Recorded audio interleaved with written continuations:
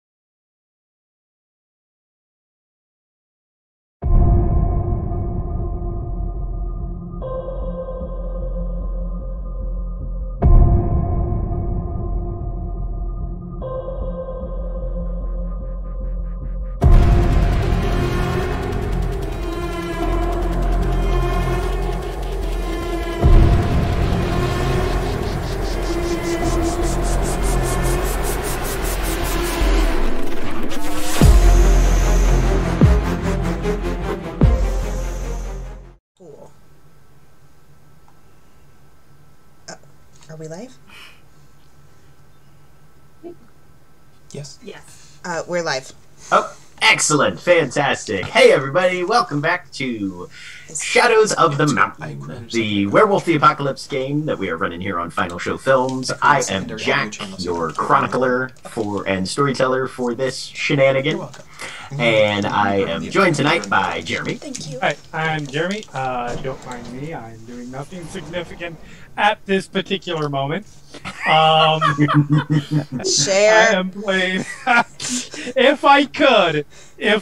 This is not the good stuff, though. In character already. Yes, I am. I feel like it's not fair to be playing Hayden Taylor, Hamid Philodox, Child of Gaia, if I don't have a drink of some kind. God, I hope that drink goes down as smooth as that segue, Jeremy. Thank you. And Craig. Hello. I am eating almonds, which are not as nice as whatever Jeremy's drinking. I will be playing Sal Mararo, Glasswalker, Hamid Ragabash. My child has just kicked in the door. Go to someone else, please. And William. Hi. I'm William. I am playing Ingvar Ulfsdotter, the Hamid Getafenris Argrim, and the pain in my tooth is real enough that this rage will be accurate. Except live roleplay. And Mara. Hi, I'm Mara. I'm playing Alexandra Boxcar's Core, Metis Philodox Black Fury. We are getting some notes of feedback in chat, so I'm fixing it right bear now. with us as we get our audio set up. Athena is also here. Hi, I'm Athena, and I'm playing Mordecai and Lupus, the Arch of the Shadow Lords. I just have tea. Nothing interesting. And Holly. Hi, I'm Holly. I think Austin fixed the audio. Yes, it sounds like it's fixed to me. Okay, cool. I just checked with our listeners to see if they can. Yeah, Austin's been checking in the other room. Okay. Yeah, I'm playing Dakota. She is Galliard, Uktana, Lupus. Thank you. Sorry, it's been a night. That's all good. And as always, please remember, trans rights are human rights, Black Lives Matter, and bodily autonomy is a basic fucking human right that should be codified into law. Fuckalito! Also eat the rich. Big special thank you to the Onyx Path, who provided us collaboration materials for this chronicle. You can get access to their upcoming Apocalyptic Record book pre-order at apocalyptic-record.backerkit.com/hosted_pre-orders. I will post the link in the chat per usual, and it will also be in the video description if you are following this on YouTube. But when we last left the Denver region, the Wings Pack took some time to center themselves in their location outside Coal Creek Canyon. Aiden explained to the group that he had decided to appoint Mordecai and Ingvar as co-betas for the pack, news that was met with mixed reactions by the rest of the members. Sal took the rest of the pack along for his attempts at negotiation with Will O'Connell, while Mordecai had a more or less frank discussion with Aiden regarding her new role. Sal's efforts to get something for nothing effectively down with Will met with very little success, and the local Ragabash finally offered the Glasswalker a wager of sorts, depending on which of them could throw the other the furthest. Ultimately, Sal ended up crashing to Earth nearly 6 miles to the east, and the quartet returned more or less empty-handed, but with an offer from Will that if they can come back with actionable intelligence and a concrete plan and specifics on what the threat in the mountains is, he's willing to reopen the conversation at some point. And the evening began to wind down until Aiden confronted Sal regarding his actions, and Sal decided to use the gift Hush on his Alpha, which is where we're picking up. So, we're going to need an activation roll for the gift Hush from Sal to see how this goes. It's diff 7 because my wits is 4 and I'm a packmate. Yeah, I have it ready to go. Cannot wait for this to just crash and burn immediately out. Oh, that would be even better if it didn't work. One success. One turn. Fucking goes off. Okay. You got one turn. Okay. All right. So we are now going to roll initiative since people have reactions to this action.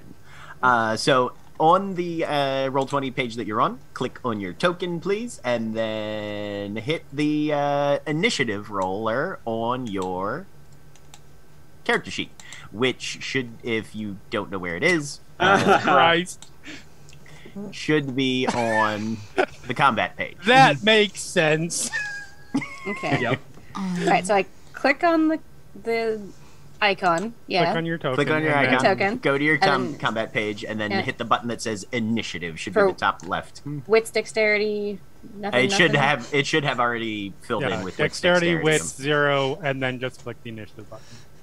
We have a lot of people going at the same time. Yeah, what we're learning is there are only actually 3 turns in this initiative. Fantastic. I am so pleased with this. Okay, so I wonder how they have these broken down. Well, I believe tiebreakers is similar to how it is in how many dots in dexterity you have? D&D in terms of like who has the biggest base. Yep. Mm-hmm. So based on how it's broken out, I may be wrong about that, but I don't think. we both Not have Dex quite, because Alexandra is currently at the top and has the lowest dex of the 3. yep. So Has the lowest total pool of the 3. Yep. So the total pool goes 9, 8, 6. So it should be Aiden, Sal, Alex, and then between Dakota and Ingvar, Dakota has a pool of 4. Ingvar has a pool of 6. All right. So as I drag these things around, okay, should be in proper order now. Sweet.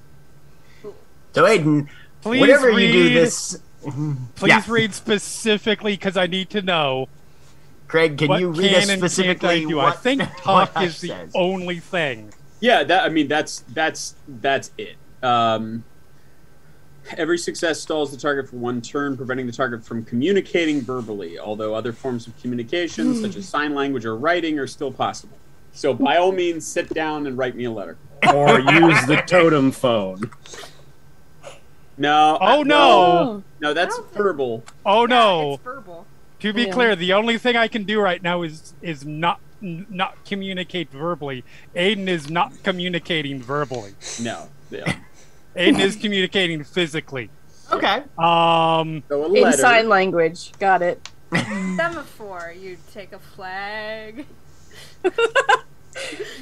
Okay. But how awesome Aiden would that be? has a moment, just does like a little head cock. I would like to spend 3 rage points. Or How no, many wait, I'm rage- sorry. Let me check and make sure what my dex is. I'm sorry, I can only spend 1. My bad. Okay. 1 rage point. Sure. And for my first action, the staff lengthens. Okay. So there is just a Shunk. faint. Yeah, no. There's the sound of like of an impact, and there's a crackle in the air, very slightly, Yep. as Aiden pulls a more or less 10-inch section of wood from where do you usually keep it? Like probably like at the belt. Yeah. Mm-hmm. That lengthens instantly almost into you're in Hammond form, so about 6 feet Yep. of solid wood. Yep.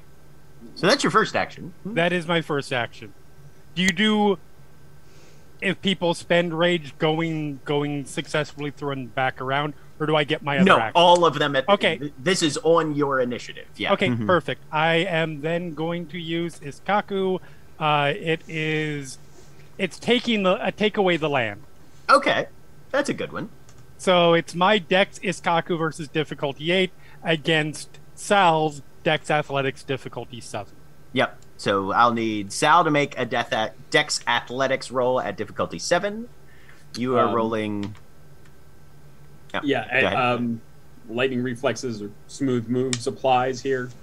Lightning reflexes probably would, I would think. Oh, I remember. That was the original name of the tab. That was my Dex specialization, and then we changed it to smooth moves because that lightning reflexes Right. is also the thing. Okay. Well, anyway, a specialty applies. Okay. So yes, Dex Athletics 7. Dex Athletics 7 for Jesus. I'm spending a willpower. you. Okay. Can you spend rage and Yes, you willpower? can't spend You can't spend rage and Gnosis and gnosis rage on the at same the same turn, but you turn. can spend rage and willpower. Yep. Correct. Oh, wow. Okay. So 6 plus So 1, 2, 3, 4. 5, 6. good God. Yeah, it's Yeah. doing that Not- thing. It's doing that thing again. Yeah, Where that is was definitely exploding. Oh, yeah, Yep. you have to. Don't click the specialization button in the rolling menu because that's what causes the explosion. Just count the 10s as 2 successes. Yeah, so Oh, I'll need you okay. to need you to re-roll that one to see what we actually get. Sorry. Okay. So 4 Versus 6. Versus 6. Yep. so 4 successes versus 6 successes. Yep. All right. So if you don't meet or exceed what Right, is the then- effect then of it- take then away it's the a land? miss. Then it's just a miss. All right. Yeah. So yeah. basically, Describe physically, away. narratively, what happens is it comes out. He doesn't look angry. He just goes low and sweeps. Okay. He's trying to knock Sal off his feet. Right. Mhm. Sal looks angry before this happens. Sal looked angry when he did hush and is talking immediately. I know it's not my turn yet, but Yes, his no. mouth is open It's and sounds close enough It's to close basically enough. be the Yeah. same turn. Yeah. Yep. So yeah, Sal, And then you're he able comes up to- and he's just, But you have another thing you're doing, right? 'Cause you no, did- that was 2 actions. Right. One to. I'm assuming lengthening the staff was an action. It doesn't say specifically, but I assumed that. Yeah. And then I was sweeping the legs. So Sal jumps over and back and gives ground in doing it, but still looks pissed. And as he's doing so, as soon as he casts hush. And we talked about this a little bit. Point of order. Yeah. Jeremy, were you activating the fetish or no? No, I was just lengthening it. You were just using it as a standard. Otherwise, it would have been an extra die and -1 difficulty. Right, yeah. I wasn't sure if you were activating or not. Sadly, I could not. Okay. Sorry, go ahead. So anyway. No, totally fine. Oh, we talked about this just to put the curtain a little bit. We talked about this a little bit just in terms of Sal is talking constantly, but since we're going into initiative, correct. I'm gonna break it up. Just what it's like 6 seconds. It's how long is a turn? 3 to 6 seconds. 3. Okay. I was gonna say 3. I think for World of Darkness. Yeah. So Sal starting in saying, "I had a home, boss. I had a family. I had a pack. I had friends. That's all gone." All right, Alex, your turn. Unless there's anything else Sal's wanting to do. I mean, Sal is not taking any actions other than talking. So okay. Just let me know when I can continue talking. Sounds good. So it's Alex's turn now. Okay. Wait. Nope. I will take the defense action. That's a thing, right? Yep. Okay. All right. So you go defensive, and Alex, you're up. I'm gonna turn Krynos. All right, you can do that. That's your breed form, so easy enough. No roll required.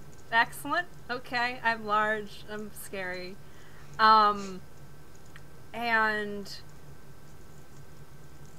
Dakota looks like she's going to try and protect Sal. Dakota has not had a chance to react yet. Yeah. Okay. You can make a Wits and Empathy difficulty 8 to see if you can read ahead to what Dakota's going to do. That's fair. Wits and Empathy. Diff 8. Mm-hmm.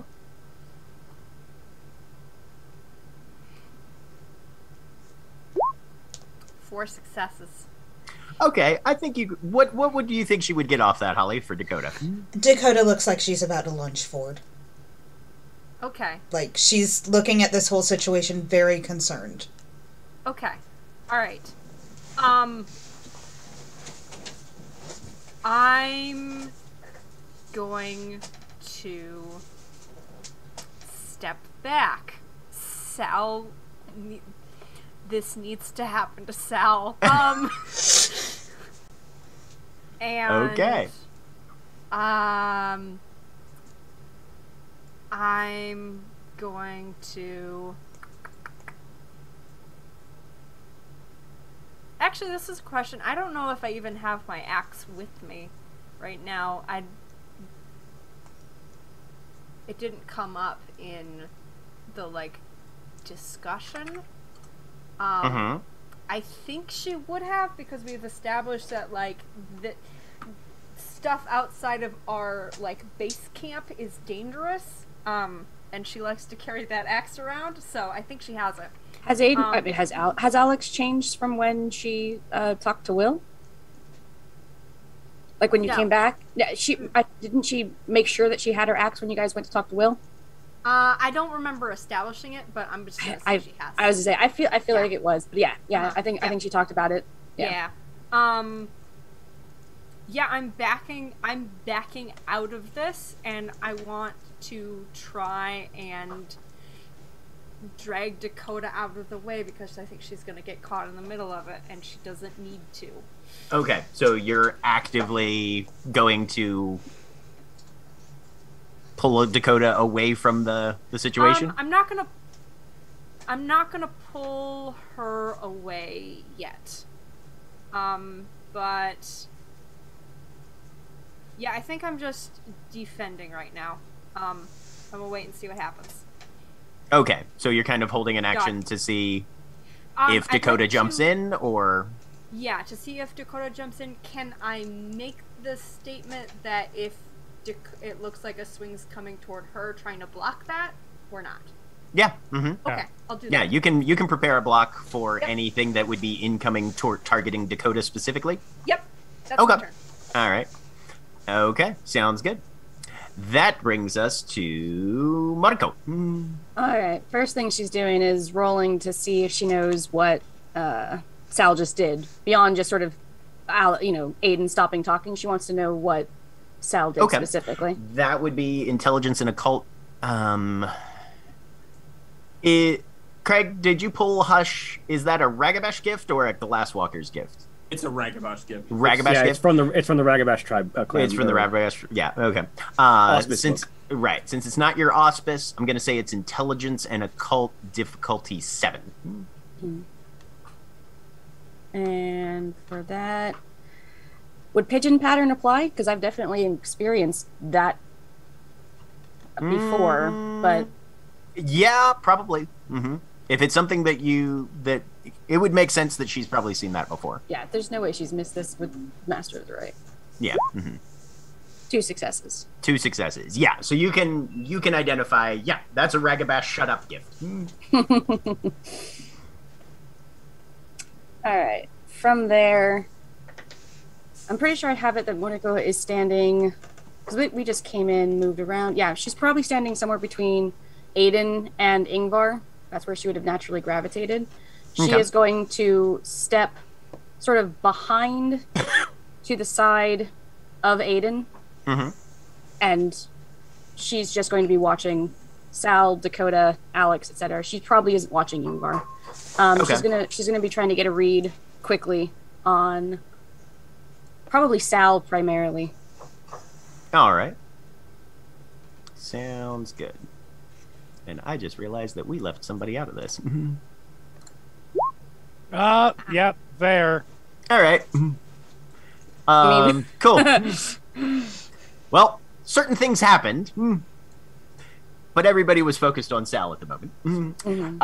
Which brings us to if Monaco's just hanging out, that brings us to Ingvar. Okay, so what's the limit on how much rage you can spend in a turn? half your dex. Half your dex, I should say. Yeah. Cool. So I can spend 2 rage in a turn.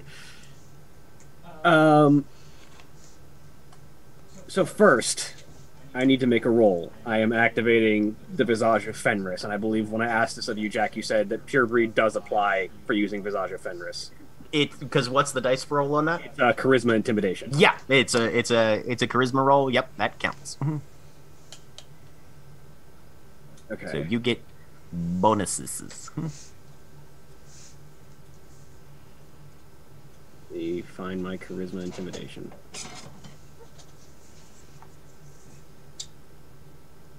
Charisma, Intimidate, If 6. Assuming this is directed directed at Sal, does Pure Breed still apply to Glasswalkers? Oh yeah. Okay. Pure Breed applies to any Guru you encounter. Let me roll the extra 5d10 that should have been there. So that's 3 more successes. So this gift can affect Guru up to 4 ranks higher than her right now, and no one is of I don't think anyone is up even 1 rank higher than her right now. No, you're equal rank to everybody or above in the room. Yep. So, despite the fact that there is a Krynos in the room, Ingvar seems like the biggest figure in the room right now. As the Get appears larger and more fearsome, commanding respect from peers and cowing their foes. Mechanically, I get -1 difficulty to all social rolls with anyone under the effects of this, and anyone in a fight with me, take a look at the initiative tracker, loses 1 from their initiative rating. So everyone else's initiative drops by 1. Okay. If they're not an ally, which in this case is currently Sal. All right.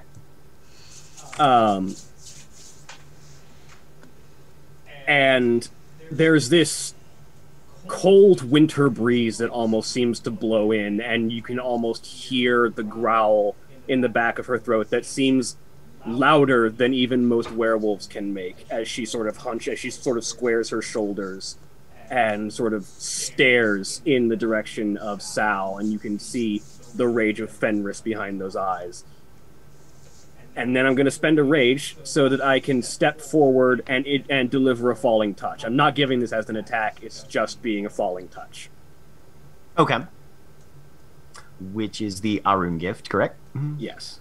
Okay. I need to roll willpower with a difficulty of my opponent's stamina and athletics. So what's your stamina athletics rating? Collective. It is, 6 total. Okay. So diff 6. Yep, willpower diff 6. That's enough. So Ingvar just steps up to Sal and puts a hand on his shoulder, and his legs give out from under him as he falls prone. Do I get to try to dodge the touch?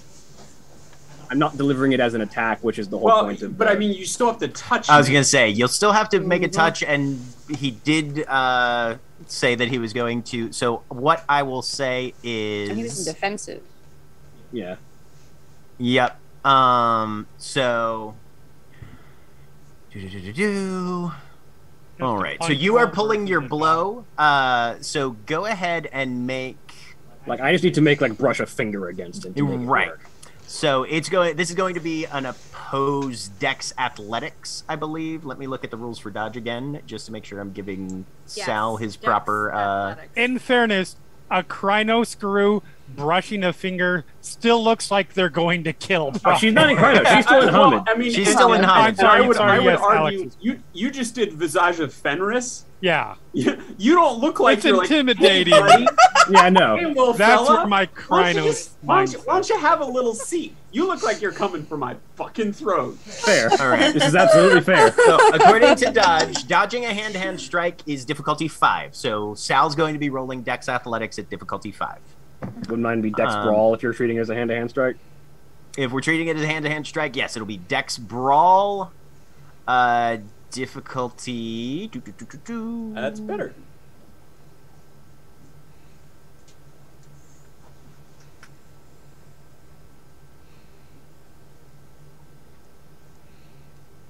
Try and see what we're at here.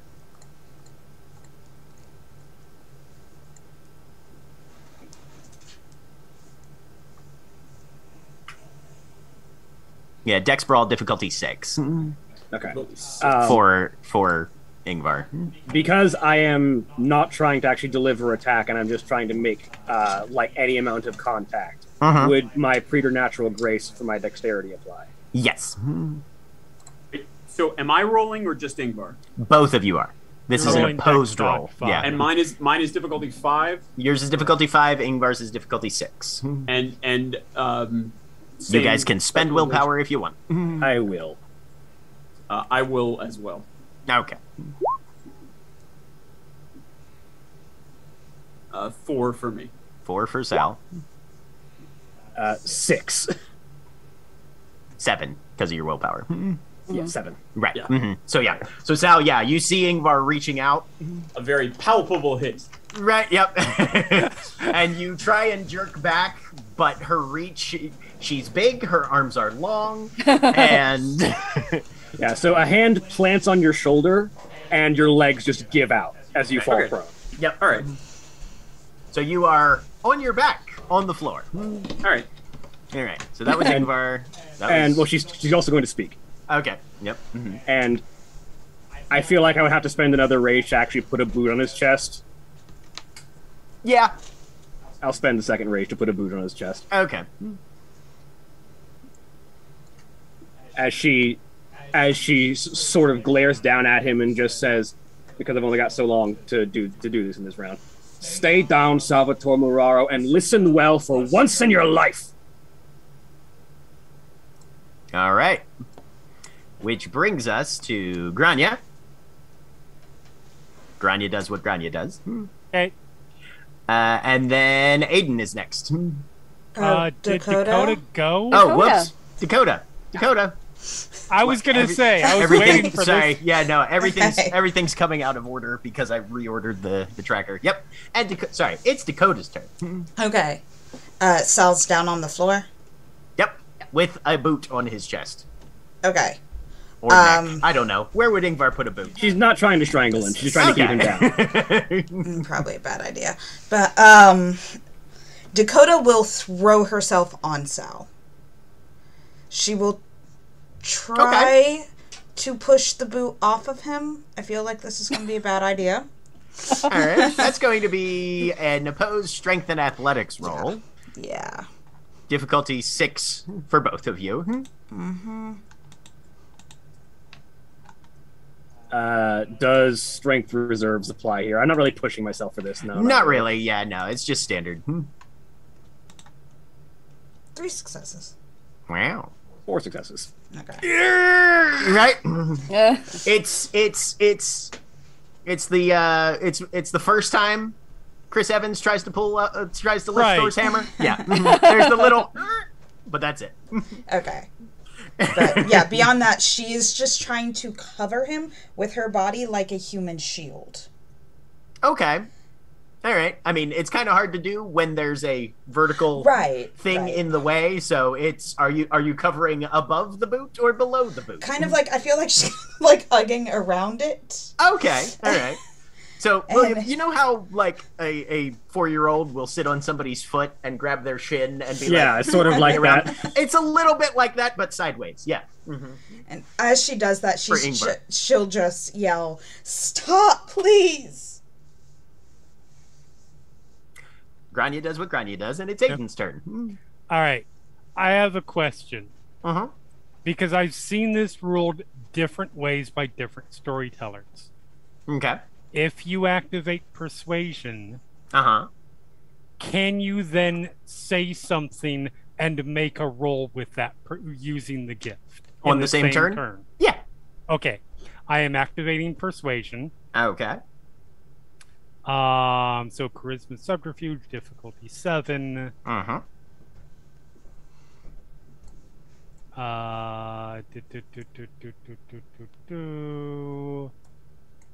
My gift index is getting a workout today. Oh, let me add. All right. Subbed. And you know what? What the hell? I have strength of purpose. I'll spend a willpower point on this. Okay.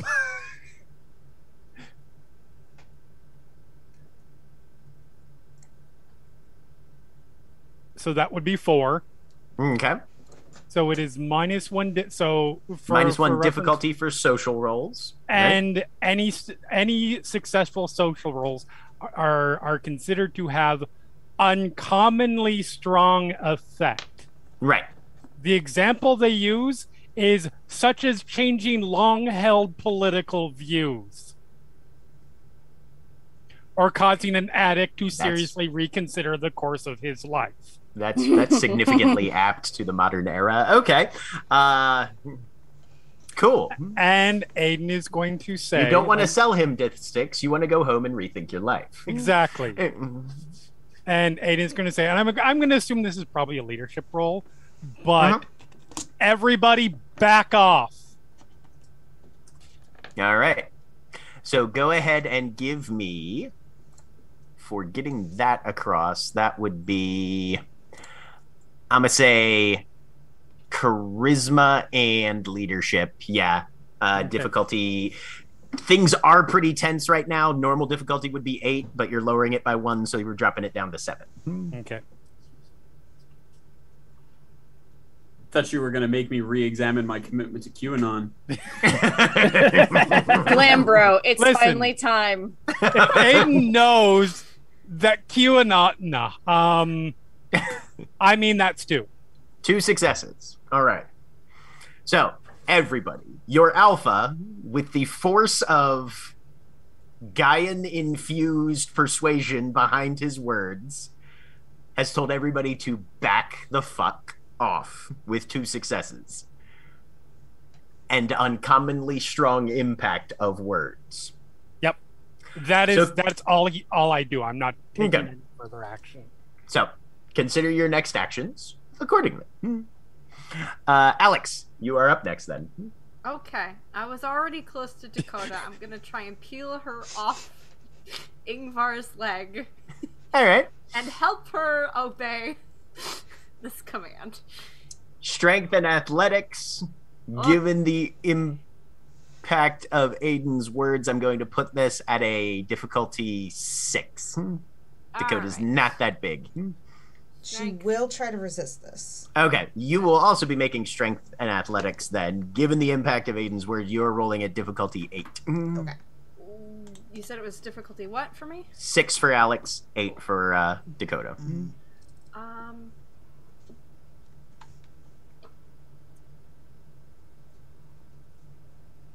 Yeah.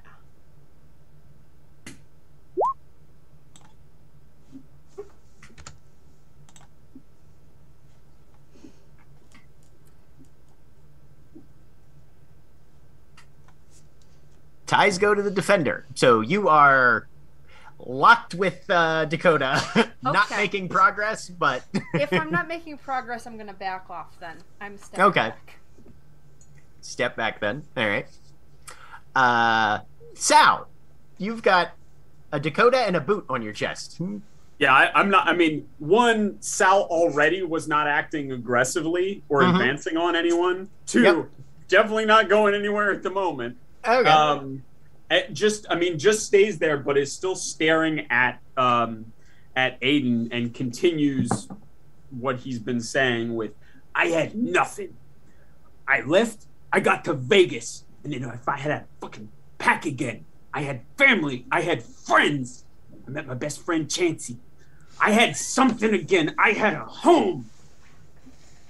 I would assume that's my time. That's about it. Yep. Mordecai. So we've still got folks on Sal, not moving, not backing off. I don't Yep. think she's got anything she can do. I'm pretty sure she's stuck. Yeah. No. I mean, your strength goes up by 1 if you take lupus form. no. I mean, like as far as like what Jack, she did you can double check act. that on my sheet? Yes, I did. I mean, I was gonna say, I have your why sheet am I up, on yep. my forms page. I That's just grab always a fun. sheet whenever I have to Yep. grab something. Yeah. I mean, Is Aiden it the just storyteller or is it a hacker? exactly. Sometimes both. Yeah. Okay. Aiden said back up. Yeah, I'm pretty sure she does absolutely nothing. She just goes very still. I'm guessing she might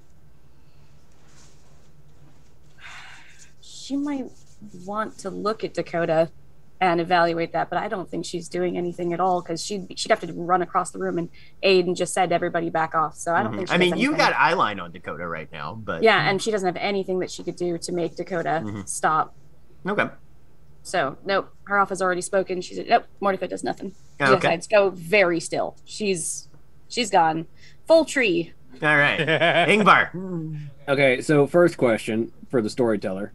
Mhm. Would you say, this is a situational question, the combination of her strongly conflicting emotions of rage and hurt, coupled with the whiplash of a charisma command from her alpha to back off, would you say that would be enough to trigger the level of significant flustering to trigger force transformation? Oh, 100%. So as Aiden gives that command, suddenly that boot on Sal's chest is much heavier as she shifts up into Glabro. This is not on me. Sal starts squeaking. It's fine. But I think because what she was about to do was just launch into her own tirade and just like angrily yelling over Sal. I think instead with that command, there's the whiplash of her head just sort of like whips around to look at Aiden to just pay attention to him instead of what she was literally just about to do. Okay. I don't know if her foot leaves his chest though. She was given a directive. So I think she'll take the foot off his chest and plant it next to her other foot, but I don't think she's like explicitly like. Is she taking Dakota with it? If Dakota doesn't let go. I'm sorry. I really hope she doesn't. No, just drag The off. foot's I not what she's love this concentrating image. Yep, it's a great visual. Okay. So, Ingvar, you pull your foot back and stand just to the side. So now there's a Val with a Dakota on the floor, and it's Dakota's turn. All she's doing right now is she's just going to stay on top of him. I'm going to have you make a willpower roll then, at difficulty 8 to countermand a persuasion order from your alpha. Okay, where's... it's on the advantages page, and you just click the button that says willpower, the label there. This is why I hate this gift and barely ever have Aiden use it. The last thing that I would like to add description to for that last moment of anyone listening to what she was just saying, aside from the anger, it's very obvious that you can hear the hurt in her voice. Mm-hmm. And anyone actually looking at her can see that even though she looks like she's absolutely furious, there are 100% tears that are streaming down her face, sort of following the pattern of her war pain. Hurt, but is it clear by Sal? 100%. Okay. There it is. Okay, sorry, my sheet. Like the hurt was there when she was yelling at you, not when not when Aiden told her to back off. Yeah. What do I put for the cool mod on this? Yeah. 0. 0. Cool. Okay. And then diff 8. Well, no, it was from what he was saying earlier. Okay. Yeah. About her. Yeah. Okay. 2 successes. 2 successes. Okay. So you manage to struggle through. You can feel, like, you're in Hamid form. You can almost feel your tail starting to tuck, despite the fact that you don't have one right now, kind of thing. That lupus part of your brain is definitely feeling the impact. Okay. We've had 3 rounds. 1. Yep. I was gonna say, since Ingvar, the crying in particular, for Mordecai's turn before, can she roll to see how she can pick up the nuances there of Ingvar in particular? Retroactive wits and empathy. Yeah. Because I would say with the tension of the situation, wits and empathy difficulty 7 probably at least. Like, Ingvar's not exactly hiding it, but there's also a lot of other shit going on. 7.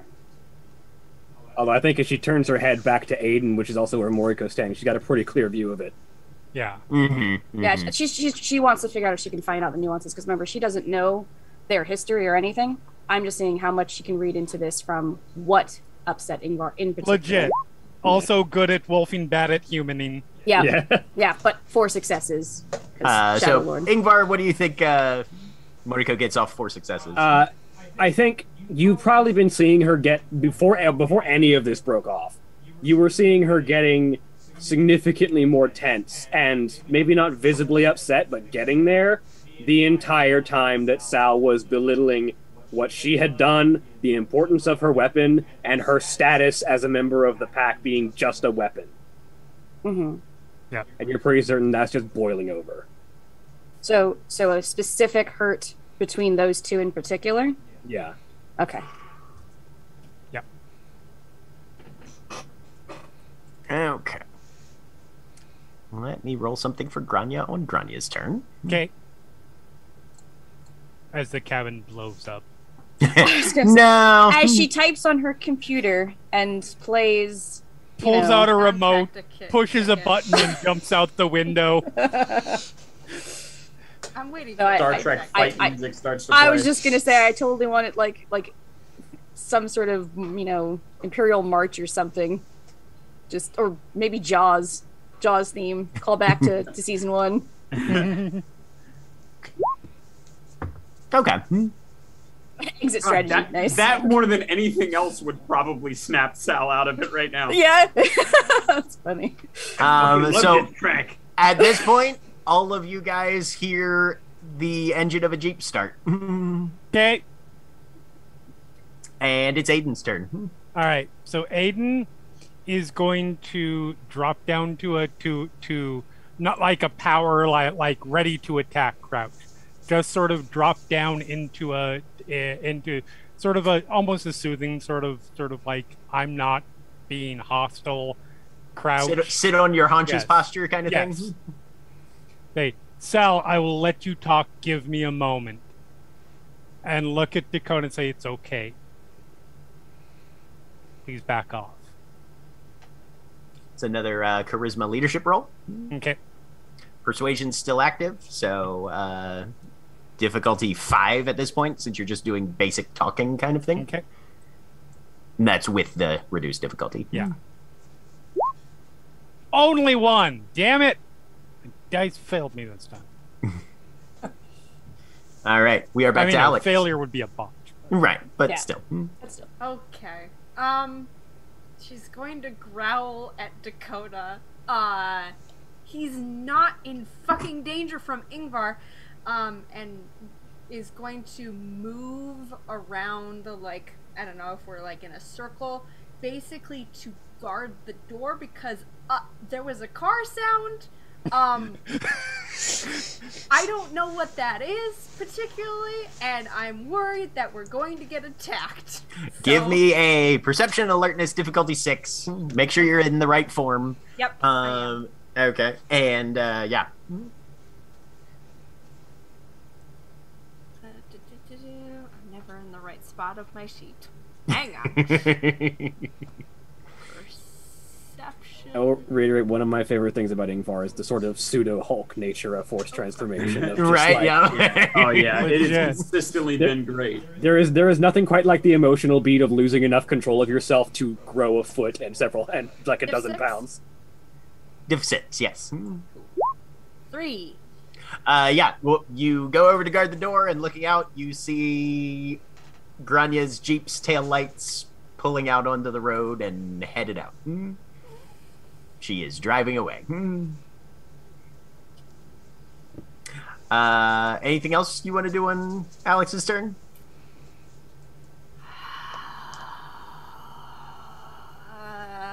You idiot.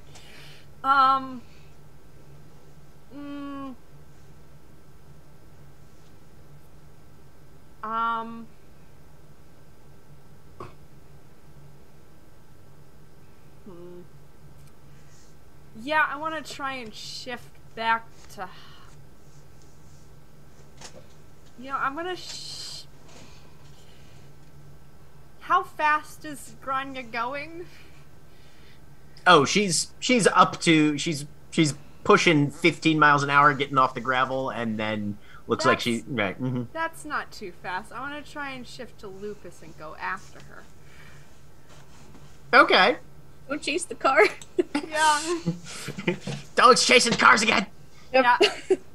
Go ahead and go ahead and make your stamina primal urge. You're in, I think it's diff 6 since you're in Krynos right now. Buddy. Yeah. When you said that thing about dogs chasing cars, my dog who's sleeping under the desk went. Amazing. All right. I shift. Like shift? he's personally offended by the generalization. Yep.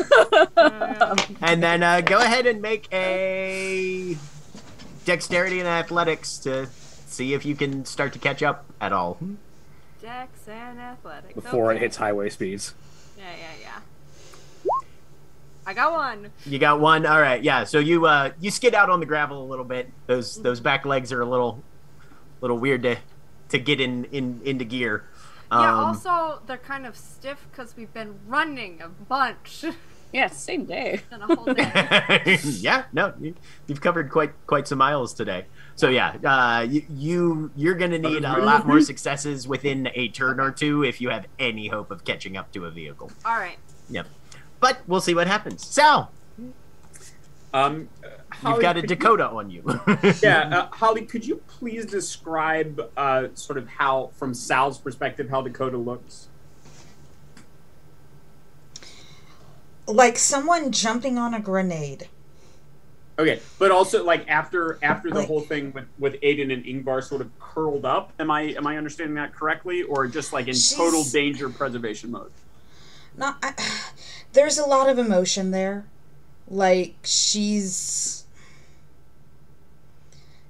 sad, Dakota, right now, Right. but she's also trying to protect Sal. She doesn't want anyone to hurt him.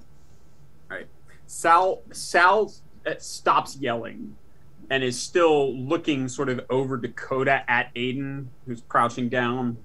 But he says quietly, Boxcars is right, Technicolor. Nobody's trying to fuck me up. It's okay. And we'll sort of reach an arm around and kind of pat her on the shoulder and say, I appreciate the hugs, though. All right, Moriko. Mordecai is going to yell, I guess. Not quite yell, it's the wrong word. She doesn't yell. Say pretty sharply over the totem phone, Grania, get back here. And she's going to make sure she's saying that with some level of, I don't know, charisma. She's making it sound like that would be a very bad idea to continue just skedaddling off before her when she knows she's not supposed to. Okay. I think hold on, wait, get back here. How much does she have? About 3 seconds? Yeah. Everybody trying to pull rank on the Ragaboshes. What would she say? What do you think rank's there for? Right. Not Ragaboshes. You'd be surprised. Ragabashes don't think that's what it's for. Well, yeah. I think You're part of the nation, my boys. I think she says, you're disobeying an order. And I think that's what she says. And Okay. she's gonna put as much force behind that as possible. Out of Give character, me- technically not. All Yeah, he said was technically- No, back because off. she's Yeah, I know, no, I yeah, know. because she's going off by herself. I'm making a joke. Yeah, no, that's for her, Give me it was one of those- a charisma and leadership then. Div 6. Aiden Actually- said back off. They didn't say back off how far. I mean, Actually- yeah, fair, but again, he did say that no one Yeah. was allowed to leave alone. That's the order Mordecai is referring That to, is also true. which is what she's going back Fair. to. She's not talking about now. She's talking about an earlier order, which Legit. she doesn't have enough time to explain it, which is what I was trying to say of like how Yeah. long does she have? She doesn't have the ability, I think, to say in the few seconds, even talking fast, and she doesn't talk fast. We're not supposed to go anywhere alone, and you are doing exactly that. And I don't think she has time to say that. I will say all of you all are illustrating one of my favorite things about Final Show films, which is we will 100% turn an initiative round into a social encounter. Oh yeah, Yeah. Why not? absolutely. Why would we not? Okay, so what am I rolling, Jack? Trying to. I'm just gonna go with a flat willpower difference. So your difficulty is Grania's willpower, which is 4, charisma and leadership. Okay, and it's charisma specifically, Yeah. not manipulation. This you are going with force on this one, so it's going to be charisma. Yeah, you're going Okay. with force of authority on this one, so yeah, Okay, that will be a so- charisma so- leadership. Yeah. That's gonna not go well. Let's see, charisma and leadership, which she has none in at the moment. That's not happened yet. On the job training. You said 4, right? Yep. Charisma.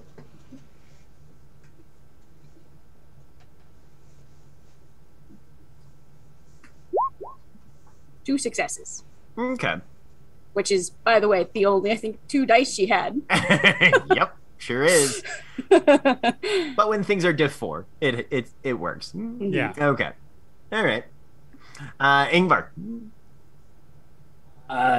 She had a whole thing she was going to do, but Aiden just completely cut her off. So, she stands there. Okay. She's still not okay. He And it's feels- very clear to For the anyone who can record, see her. he feels really bad about that because he knows a lot of what of probably what's in Ingvar's head right now and reaction, and he hates that he had to cut that off.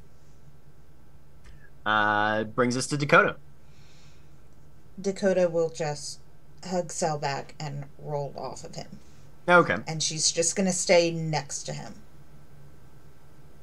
All right. At this point, I think we can take it out Yes. of initiative. So Aiden will say, you have a lot you want to get off your chest right now, Sal, and I appreciate that. I will be more than happy to talk that stuff over with you very, very soon. Not this exact instant, because this exact instant, Ingvar has the floor.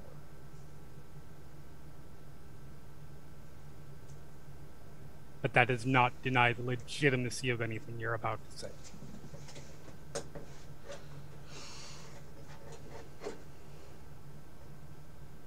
I, as a player, did not want to interrupt you, but as soon as Aiden said, off your chest, Sal doesn't say anything, but he points at Ingvar. And then is still pointing at Ingvar when you say that, and just sort of awkwardly lowers the finger. Delightful. Amazing. All right, Ingvar, you've been given the floor. So, there's this, like, gritting of teeth as she, like, forces herself to, like, slow down in what she was about to try and say. And she just... You speak of teaching, and yet you learn nothing. You speak of respect, but give none of your own. You mock the achievements of others and refuse to acknowledge your own failings.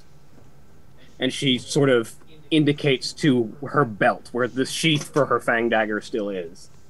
I willingly relinquish the weapon that I have held since my first change, that has been at my side since childhood, and which was passed down to me by my father, a better man than you could ever hope to be. And you insult that sacrifice by comparing it to your own stumbling mistakes. I am trying constantly to be more than the instrument of violence I was trained to be, while you are content to be the same Himskarotagar. I learn more each day, and my respect for those around me grows with each moment. I will not let you continue to mock and belittle the achievements of our pack while you excuse yourself from judgment. I would beat you senseless here and now, Salvatore, save that I know you would learn nothing from it, and you would only take it as proof of your being right.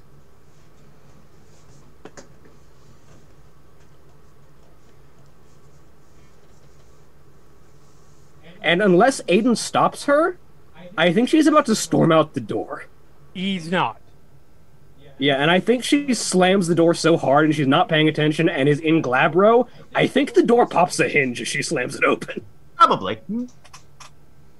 Aiden sort of sighs and says, all right, who wants a drink? I didn't hear that. Could you say it again, please? I'm sorry. All right, all right, who wants a drink?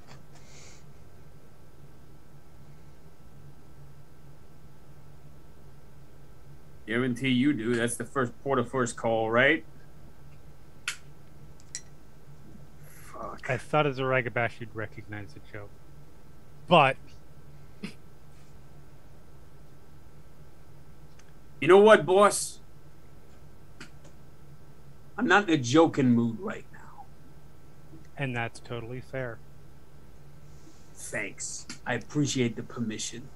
Everything you were in the process of saying, and I understand what you were saying, and I will be more than happy to continue that conversation with you, is entirely valid. Oh, sure. You know everything I was about to say. Well, you let me know when I can get scheduled in for a little powwow. I did not say I know what you're about to say. I heard what you said, and it is all valid.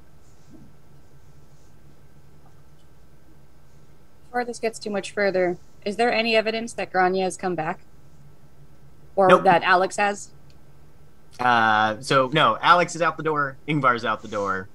Grania is a little ways down the road, and nobody has eyes on her yet.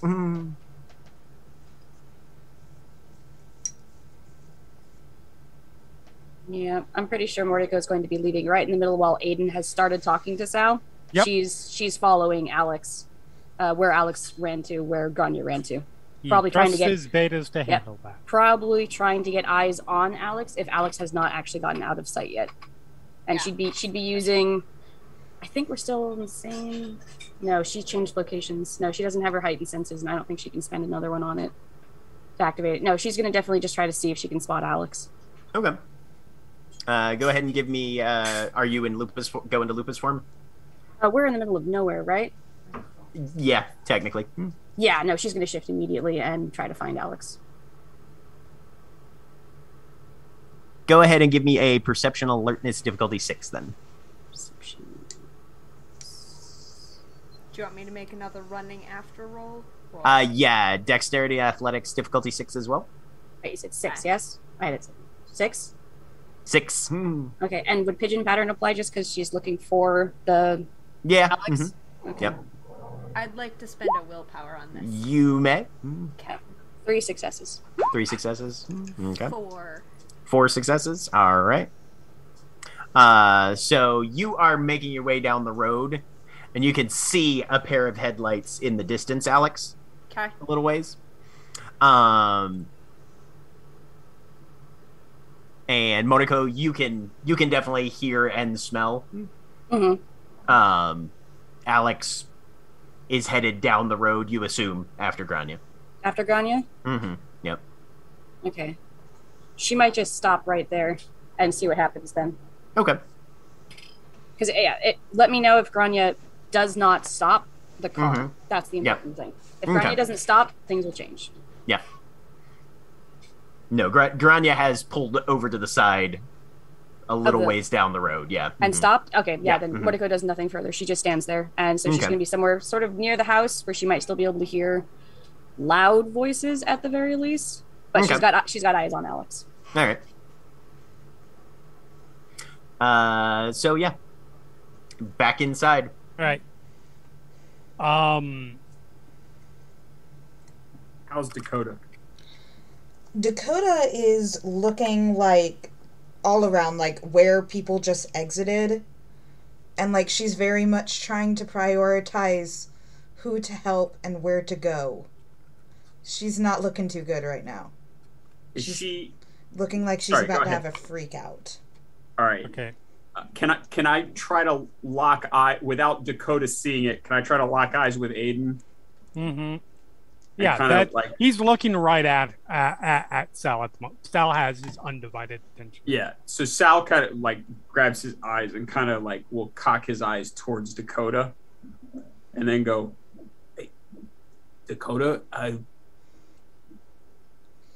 what do you say?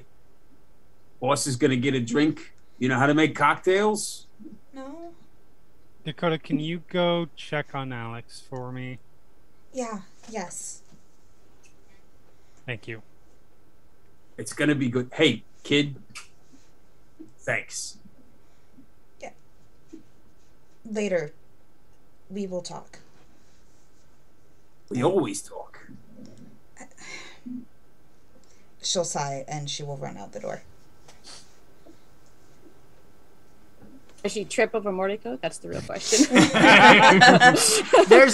I don't think anybody who's left the door is just like, and we stand immediately on the other side of the threshold, unmoving. Mordecai has only gotten as far as she needed to see Alex, so if she You would have had to go like a little ways out the driveway to see Alex. So yeah, I think you're not. anyone looking to see where Ingvar went probably misses her because I think she just went out the door and like straight around the side of the house to just get air. Yep, fair enough then. There's a porch that wraps all the way around, right? Not all the way, Okay. but some of porch. yeah. There's a separate back porch. Yeah. Okay. Okay. All right. So Alex, you see that Grania has stopped and is apparently just camped out on the side of the road for a sec.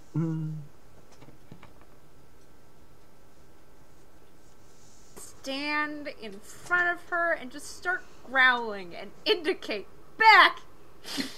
Because since Alex's not here, and I think Alex is not in like verbal mode. It's more like I am going to turn into Krynos if I'm trying to talk to someone, and I can't do that right now because someone might come.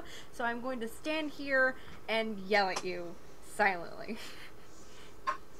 She doesn't say anything over the totem phone, though? No. Okay. Yeah, so Mordecai doesn't Okay, hear if you're anything. standing She there growling, eventually the lights flick to high beams, and back to low beams, then back to high beams, then back to low beams. But the car is just idling there. Hi. That's all you're getting. Cool. Just gonna keep standing there. Okay. Her grocery bag. Too. Yep. All right. Back inside. All right. Sorry, where were we in the middle beyond? Right now is the first moment that Aiden and Sal are actually alone in a room. Right. Mm-hmm. Where were we just before the in the conversation just before checking on Dakota? You had ceded the floor to Ingvar, and then Ingvar went out. Right. You we said anything. things out. No, the conversation continued a short bit after that. Yeah, who wants a drink? And then... I'm not in a joking mood. I'm not in a joking mood. You say you know what I said, you know what I was going to say. Oh, let me know when I can say it. And then he said, I didn't say I knew what you were going to say. I said that I heard what you had said. Cool. I wasn't sure if brain stuff. That's okay. That's what we're here for. So...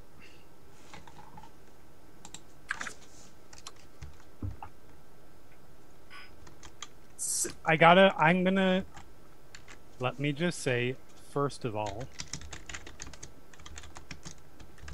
I apologize for never having addressed this stuff with you.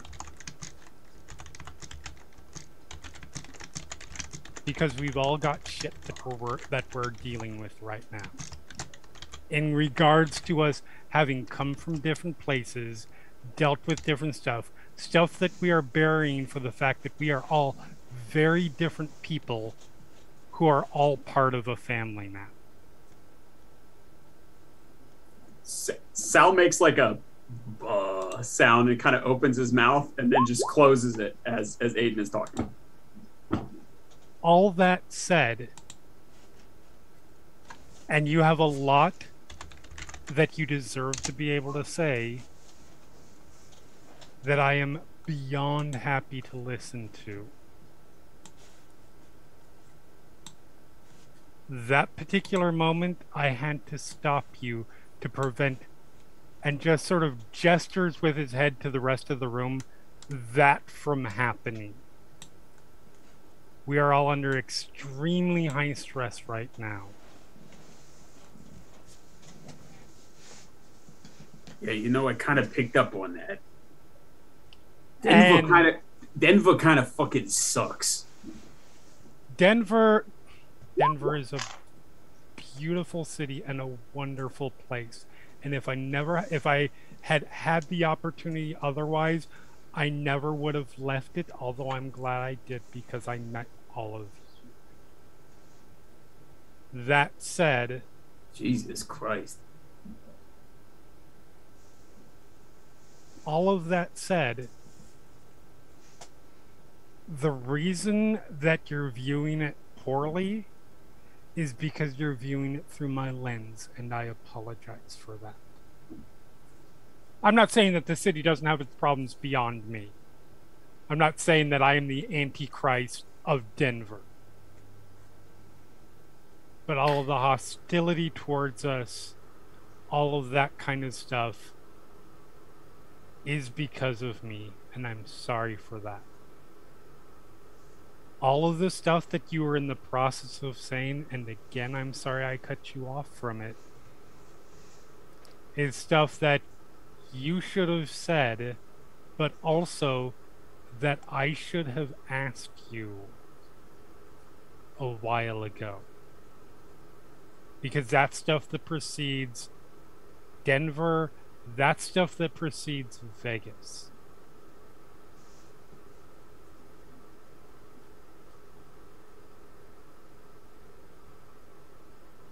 And I want to know that kind of stuff. By that same token,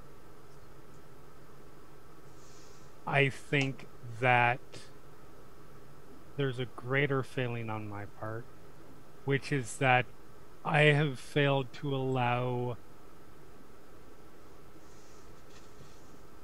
put us in a position where we don't understand each other in really important ways.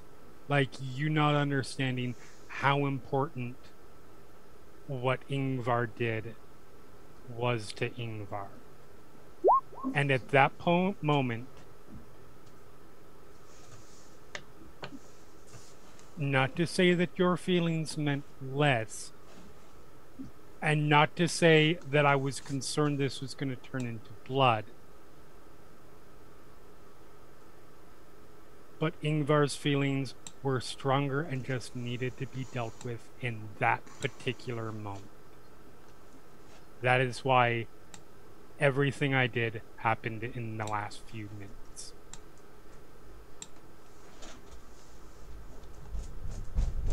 Does that make sense? First off, dibs on Antichrist the Denver is a band name. That's mine now. Look, boss. You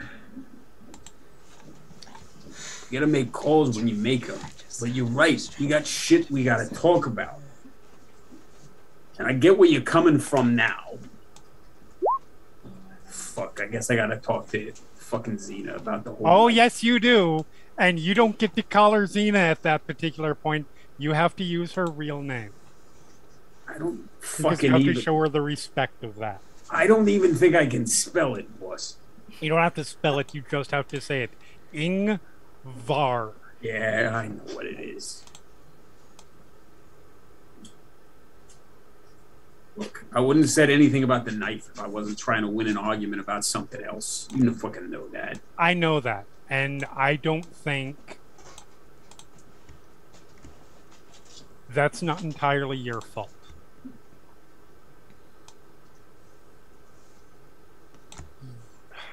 For lack of a better way to put it. I told you not to make the Shadow Lord beta, boss.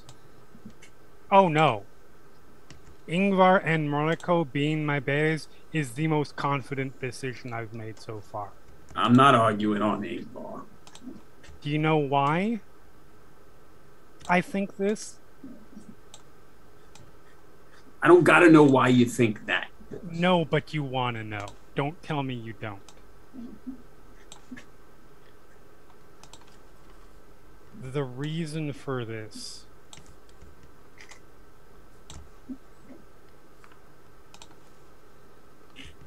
Ingvar will do things and say things that I'm either too close to myself or too close to a situation to see. Ingvar is also incredibly capable when it comes to combat, but Ingvar is also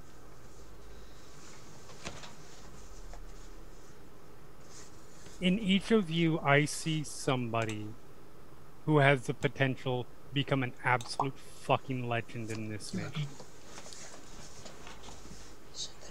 Ingvar has a lot of the components necessary and just needs to be pushed a little bit. He still has a lot of those other components that she needs to work on. He just needs to be pushed a little bit further. Pushed at other people, though. No, pushed within herself. It's not at me. Whoever needs to be pushed at. It's going to be at me, too. I have to accept that. Moriko has a lot of the same and also needs to be pushed, but she also brings a perspective that all of us don't. She doesn't like jokes, I can tell you that much. No, she doesn't. And she can learn from that. She can learn from being part of our pack. But she has what is needed to lead the city, her tribe, the fucking nation. And she absolutely has what she needs to lead all of us if it ever came to that. Yeah, she's abrasive. Yes, she doesn't know how to human yet.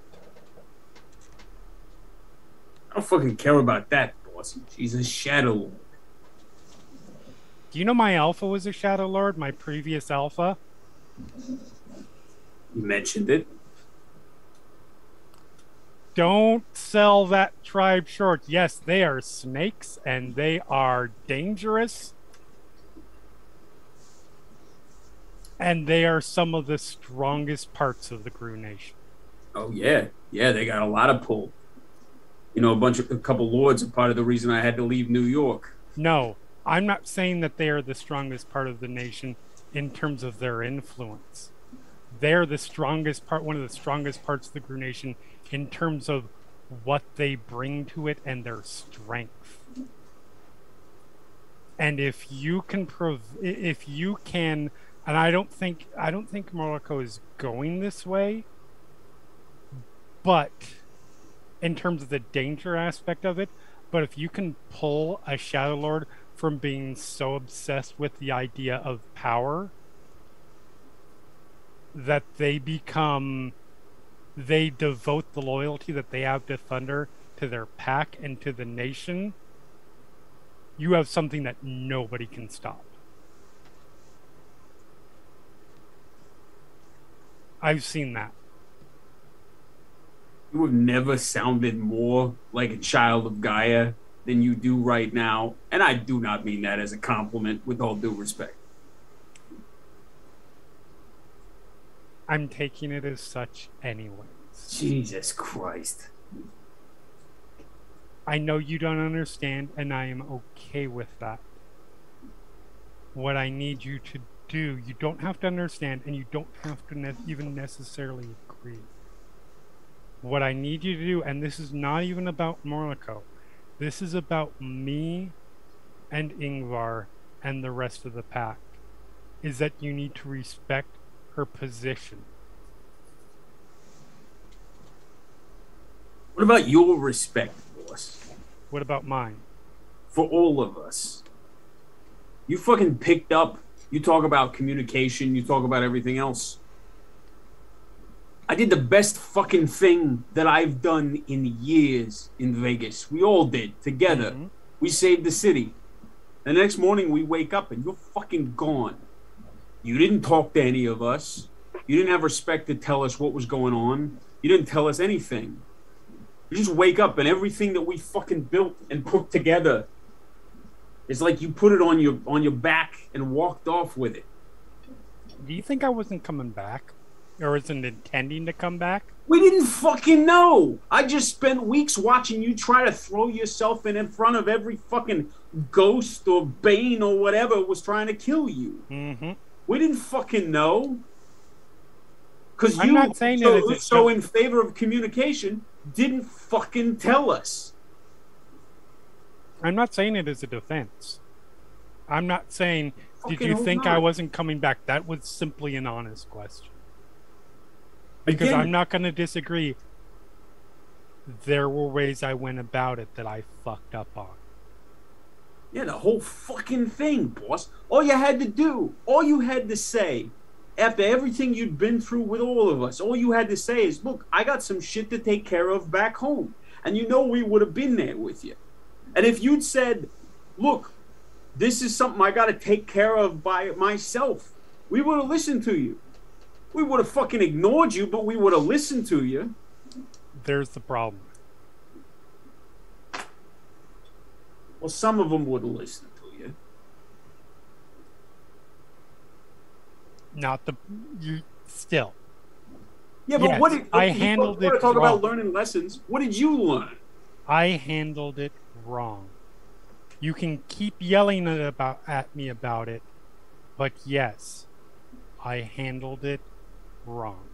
That's not the lesson I mean, boss.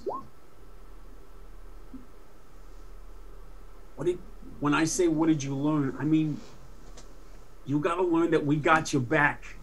I understand that. You gotta learn we're not gonna go anywhere. I absolutely understand that. I already knew that. If I thought you were going to go anywhere, I would have told you. You're paying for the fucking ticket I got on the way up here. I mean, you're the one renting out fucking top shelf penthouses, so... Yeah, it's the principle of the thing, though, boss. And he will. Anyway, If you will let him, he will like reach out and try to swat you in the chest. he's fine with that. It's not hard at all. I understand all of that. The lesson I learned... Sorry, I gotta finish swallowing a tater tot. Because I made a poor decision. Another lesson to learn, boys. The lesson I learned in that particular moment... How to even put it?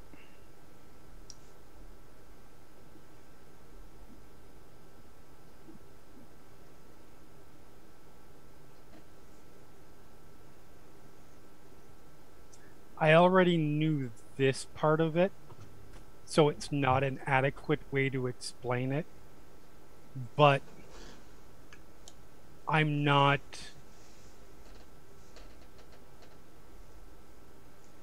I know I'm not a solo, a lone wolf, so to speak, and I need to stop acting like it. I already knew I was, but I was still acting like it. Because habits, I'm sure you can understand bad habits, Sal. Yeah, I've seen plenty of them in other people, just to be clear. So... Paragon of yes. virtue over here. Sure.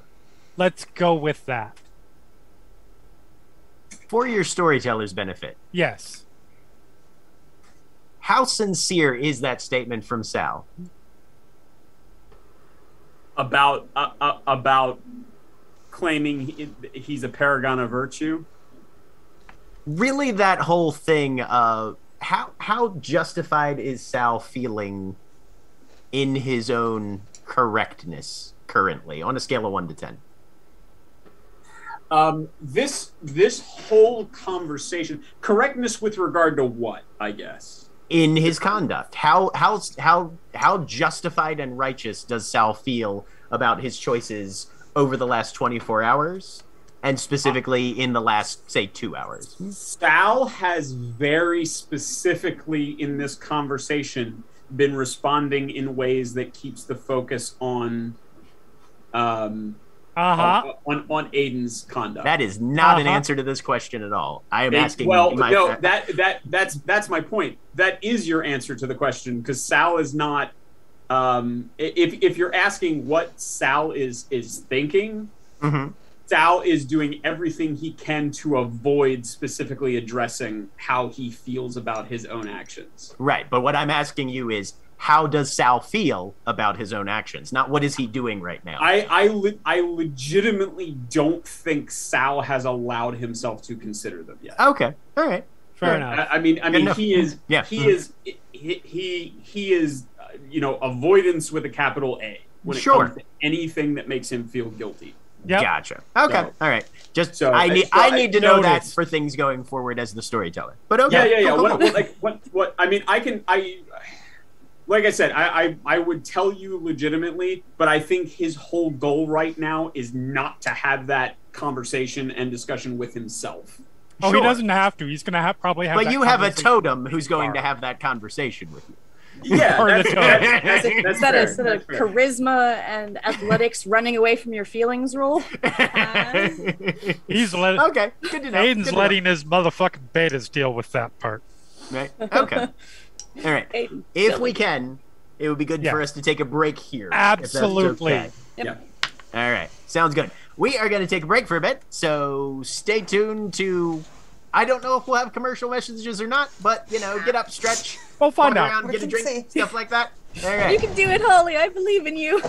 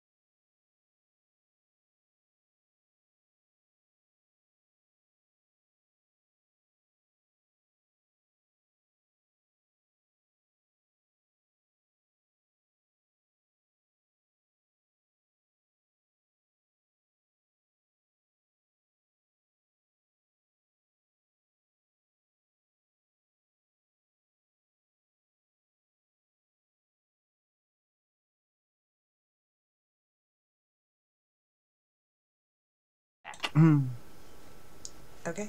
I think that did it. Okay. I hope we can be heard. All right. We are back. Hooray. Okay. Let us know if you can hear us. Yes. Blink Yeah. 3 times. Right. Okay, thank you. Blink 3 times in chat if you can hear us. Yes, absolutely. Okay. All right. But, so some level of resolution has been met.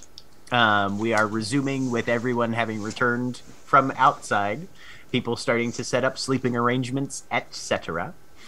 So there are 3 bedrooms here. Moriko, you are sleeping on the porch, correct? Or I haven't said it out loud yet, but okay, yes. go ahead. We'll start with you then. You are sleeping. Oh no, I would be Mordecai would be waiting for people to direct her where she's sleeping, because that's not something she's in charge of. So she would be waiting for Aiden to say who's going where, and then she will offer if necessary. Okay. So you've got 3 bedrooms. Who's bunking up where?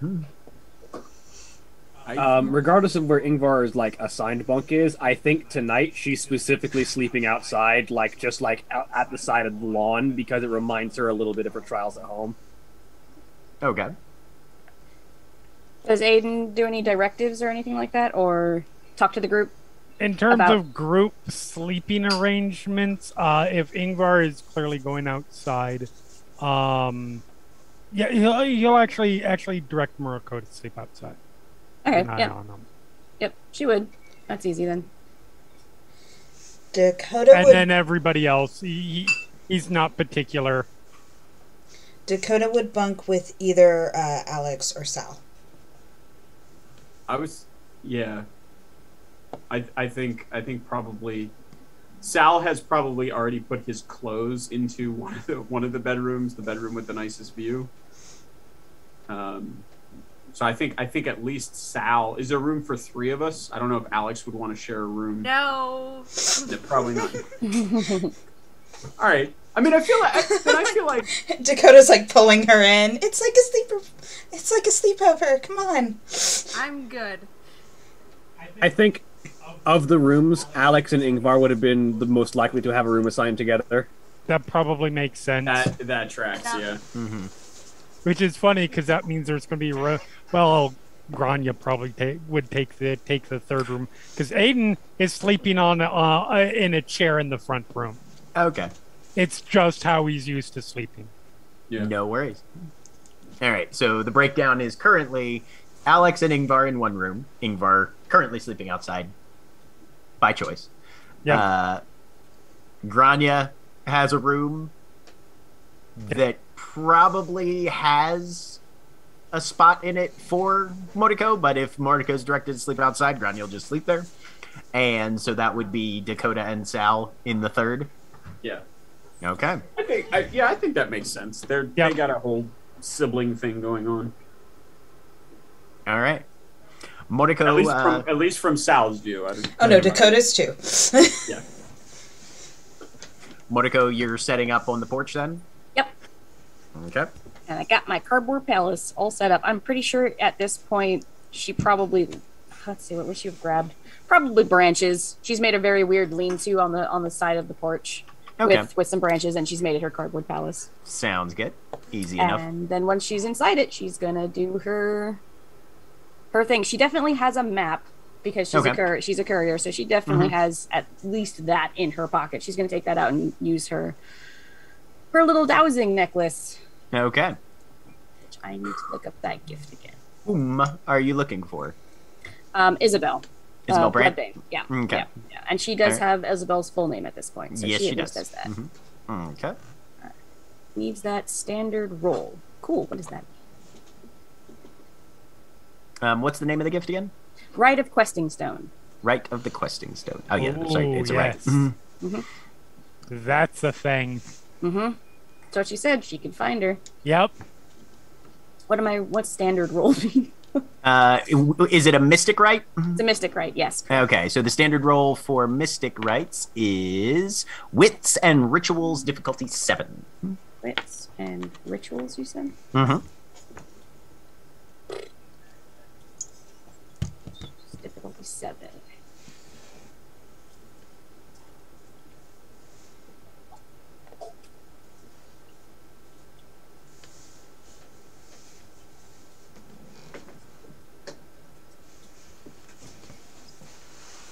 do I feel like that's wrong? No, that's correct.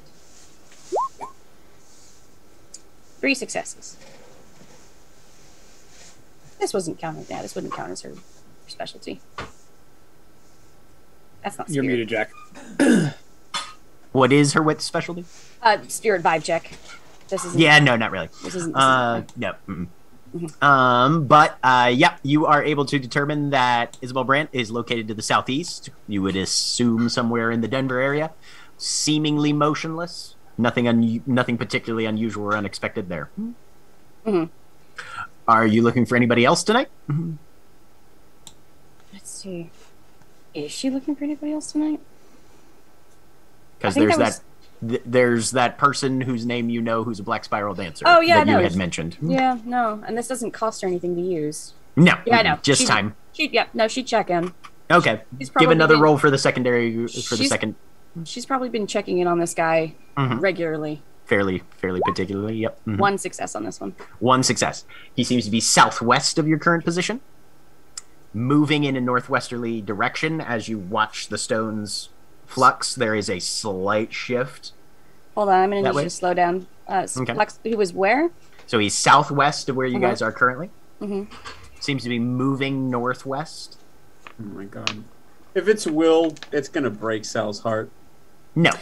It is not Will. Mordecai knows what this guy looks like. Don't tell me that. No, because you know that Mordecai knows what this guy looks like. Okay. She 100% not only recognized this guy, told Aiden that she recognized this guy. She's got his name. She's literally has his social security number. She knows it's not Will. Unless he's got a particular set of skills. But he is southwest of your current position, moving northwest. You would estimate he is either on foot within 5 miles, or he's further away but in a vehicle, based on the sort of speed that the movement is happening. He's either moving slow but close, or much quicker but further away. He's within 5 miles of where we are. If he's on foot, he's probably within 5 miles. If he's in a vehicle, he's probably much further away. Because you have to track the motion of the stones themselves to determine. Yeah. Right. Yeah. And so at the speed it's moving, either he's very close and walking, or he's very far away and driving. Yeah, exactly. Right. Yeah. No. But unfortunately, it doesn't give you distance. It doesn't give any specifics in many ways. It's one of those powers that's kind of like, it gives her a vague idea that he's much... Is this closer or further away than she's used to seeing him be is the important thing. You can't gauge distance, just direction on this. So you literally cannot tell. So she can't tell if this is where he ordinarily is in terms of the location on the map? As you would say that this is probably a place that you may have given your sort of mental picture of where you're at, versus if you were in Denver tracking him. There's some overlap there. The Venn diagram kind of hits both. So he's not way outside his usual range. It's really what she's looking for. Not exceptionally far outside of his usual range, as best you can tell now. I guess she does have to dangle this over and map. She can't. She can't just do it over a piece of paper. Is what. Yep. It sounds like. Okay. Yep. But yeah, that's what you're able to determine with those two actions of the right.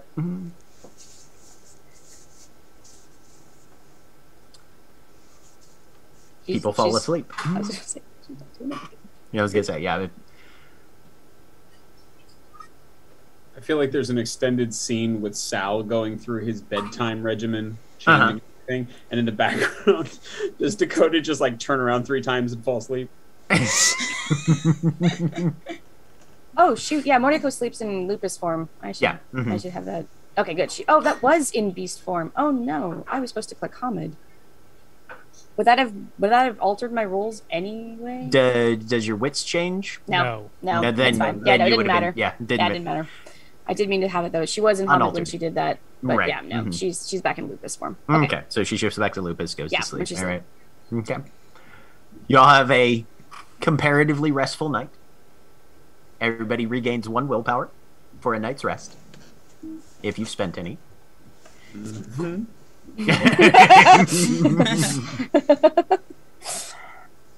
And you awaken the next morning. There's a hint of rain on the air, but nothing's falling yet. Clouds are a little bit low. Kind of one of those cooler, fresher breezes that's got a little bit of moisture carried along with it. Rage back for folks? That's evening. That's evening when you first see the moon. We already covered that an episode or two ago, I think. So, what is everyone's plans for the morning on this day? Aiden is up first thing, and he's made coffee for people. Okay. When it goes first. Go ahead. For once, Aiden beats Dakota out the bedroom to the coffee. Wow. No, be like that, okay? Mariko, you were saying? Mariko's going to do another attempt at meditating to get another gnosis back. Since you're trying it in the same week, it goes up. Difficulty goes up by 1, so it's difficulty 9 now. Okay, so it was what? What was I doing? 8 wits and enigmas 9. Mm-hmm. 9. Yeah, she's going to try it one more time.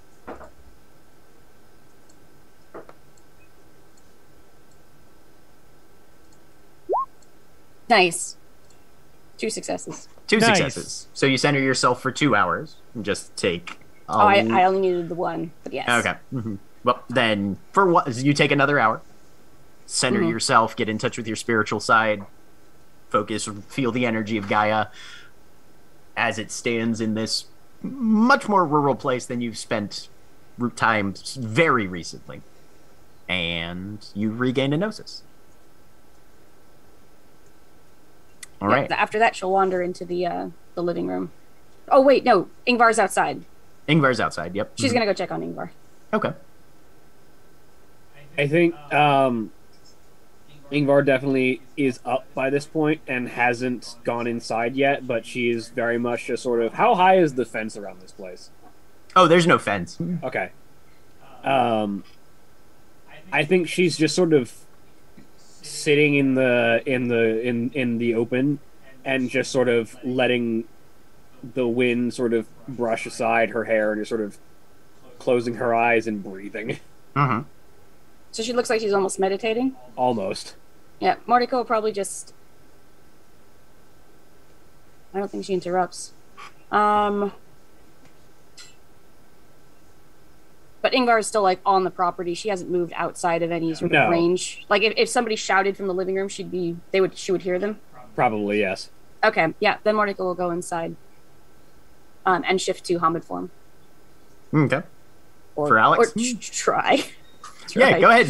Make your rolls. See how she do. Oh, she's fine. She's fine. Yeah. She just jumps right in immediately. I'll go outside. And see Okay. You want to go for a run? I miss doing that.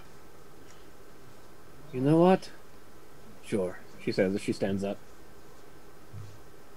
Okay. Let's go.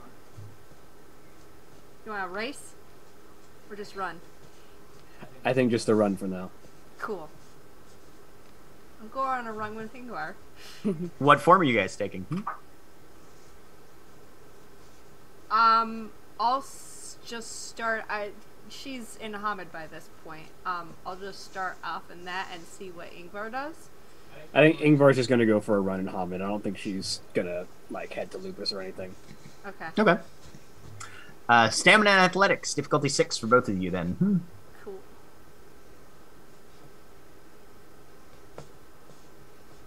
Meanwhile, coffee is served. Yep. Before they leave the room, Dakota's gonna check up on how Sal's doing.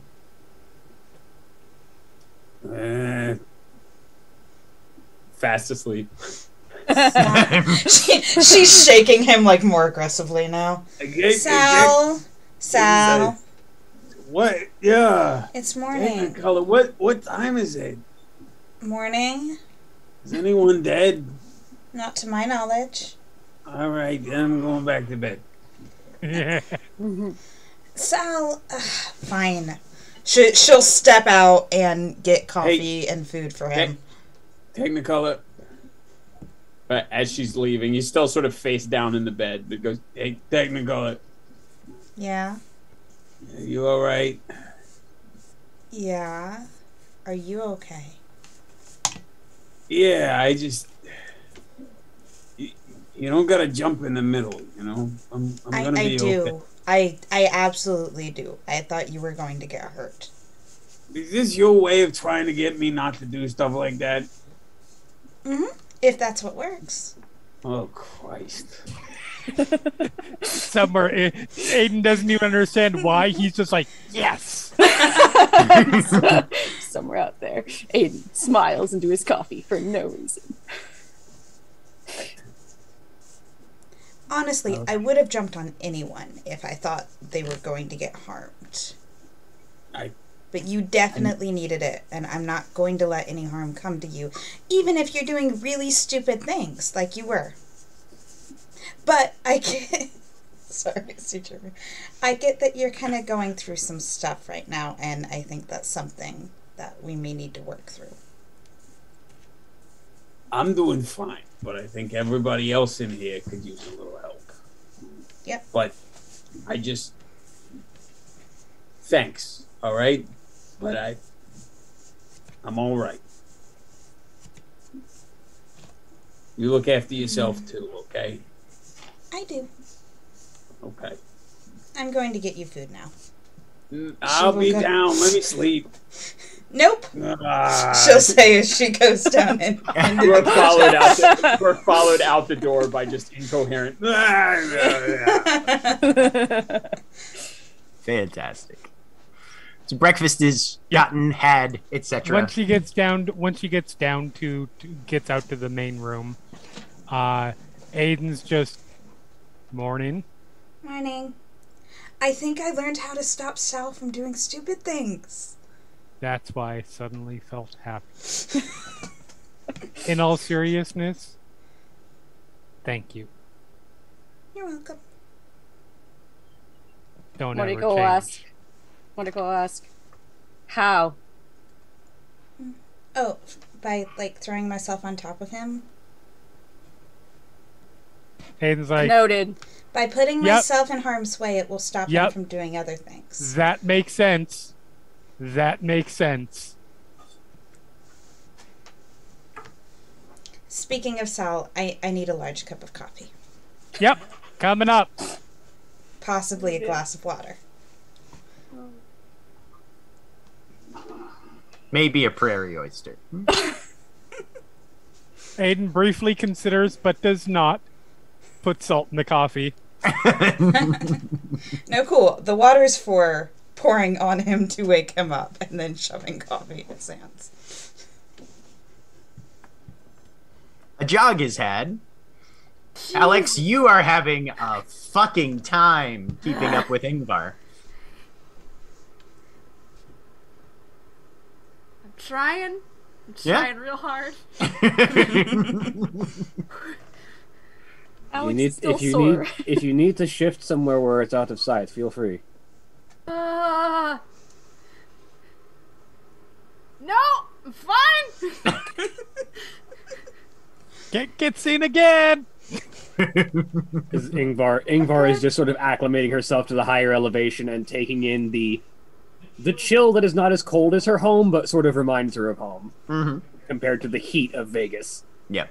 No, and the altitude is definitely the biggest struggle. Like, Ingvar, you are managing to keep it going, but even you are feeling the strain. Your lungs burn and you are breathing weirdly hard. It's very interesting to find yourself so heavily winded by what for you is otherwise very normal levels of exertion. Yeah, and she's sort of taking the time to... that's why she's not doing a race. She's just jogging to acclimate herself. Right, to yeah. elevation. And, like, yeah, because your muscle... You're not getting, like, that muscle fatigue. Usually, when you're respiring this hard from exercise, your muscles are also tired. Right now, it's just... I don't have air. It's weird. Yeah. But you guys eventually wrap up your jog and come back... And you can smell coffee and such like coming from inside. Worth. Sal's an idiot. It's all right. I... Tell him if it's not. He needs to hear it. I need to learn to accept that most everyone will just see me as the Arun. Bullshit. Tell him.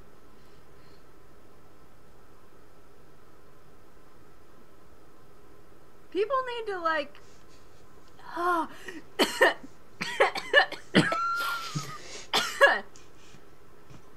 Tell people. Tell people who you are.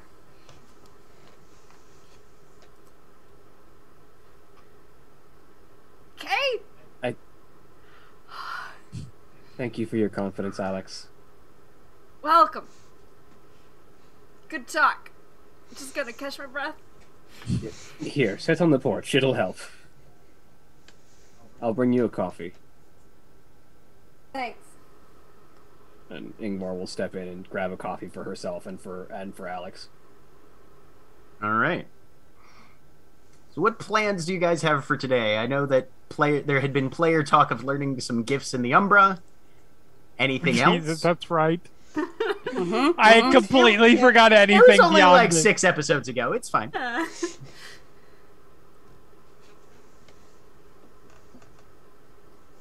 I assume I still have not heard anything back from Will to my text from the prior evening. Nah. All right.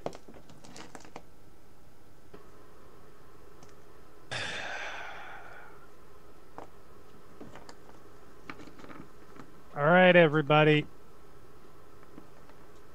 So our plan for today. Providing the in-character voice to the out-of-character question. Yeah. As Ingvar looks up from her coffee.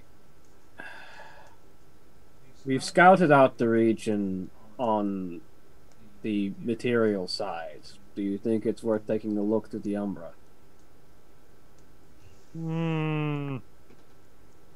I am less confident. No. And the reason why is because we had enough problems with the we know that place is we know the area is either at the very least heavily patrolled by worm agents, and we know there are Banes there.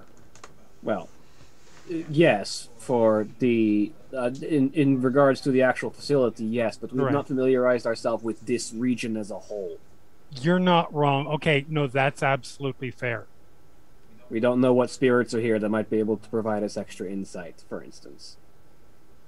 Or simply just get the lay of the land. No, that's actually a good idea. Anybody else have thoughts?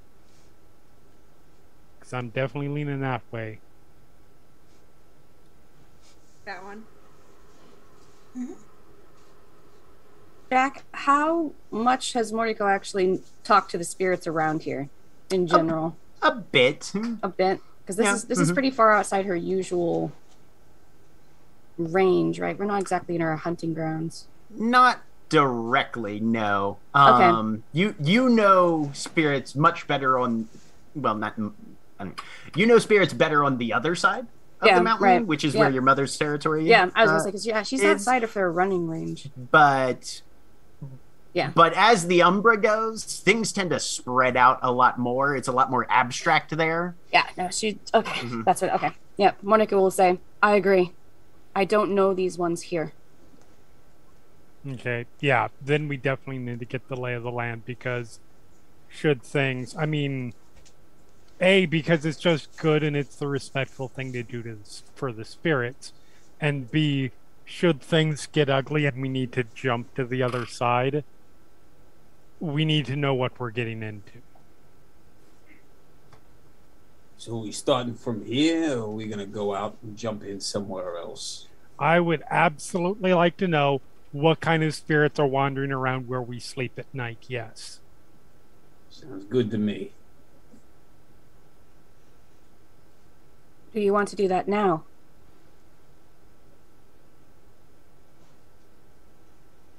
Nobody else seems to have anything pressing at the moment, so yes. All right. I will take us across. All right. And she's going to try to very, very quickly swipe on her mirror shades if she can activate them. It's like Good spend question. the smallest amount of time possible wearing those shades. Let's see. I need to do a. Go ahead. Yeah, There was what's up, Mara? drinking last night. How many empty bottles are there? Can I grab like 3 or 4? Probably. Okay, I'm gonna fill them with varying amounts of water. That's it. The 3 or 4, so in reality, like 4, maybe 5, because you Right. know Mhm. Aiden exists. This is a gnosis roll, right? I think 3. To activate your mirror shades, yes. Yeah. Are Difficulty of those the bottles aren't shades rating. dedicated though, so Alex cannot take them across the gauntlet Damn it. Okay, never mind. unless That's a she's fair point. because she doesn't have like a magpie swag or anything like that, right? I don't. Well, I stare at them and then I put them back. Darn it. I click gnosis. I and couldn't then- I couldn't take the trinkets that I had carved, could I? Probably not. No, not Darn. directly. Soon as one of us If learns you're- if- talisman dedication, If you're I look- have it.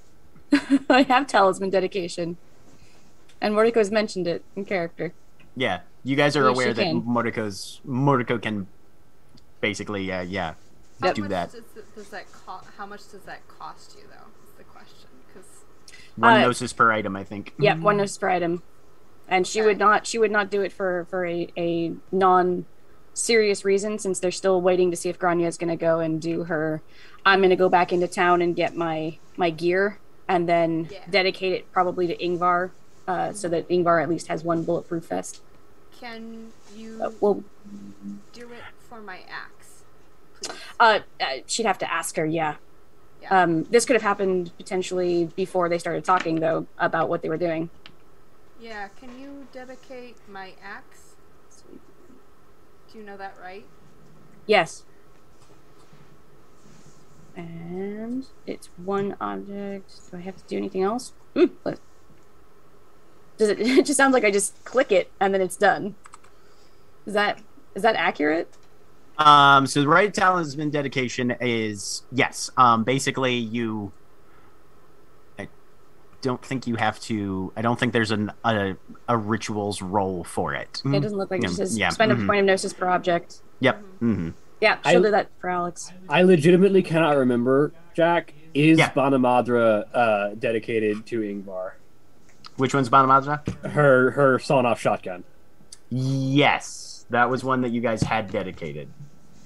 Yeah. Okay. Alrighty, Mordecai does her thing. She spends a point of gnosis. That is a dedicated axe. Enjoy. All right. I think And this then- is when the rest of you see the axe. Yeah. Mm-hmm. Yeah. Yeah, Grania would have a reaction, but Sen's not here. I was gonna say yeah. Mm-hmm. Grania will ask though.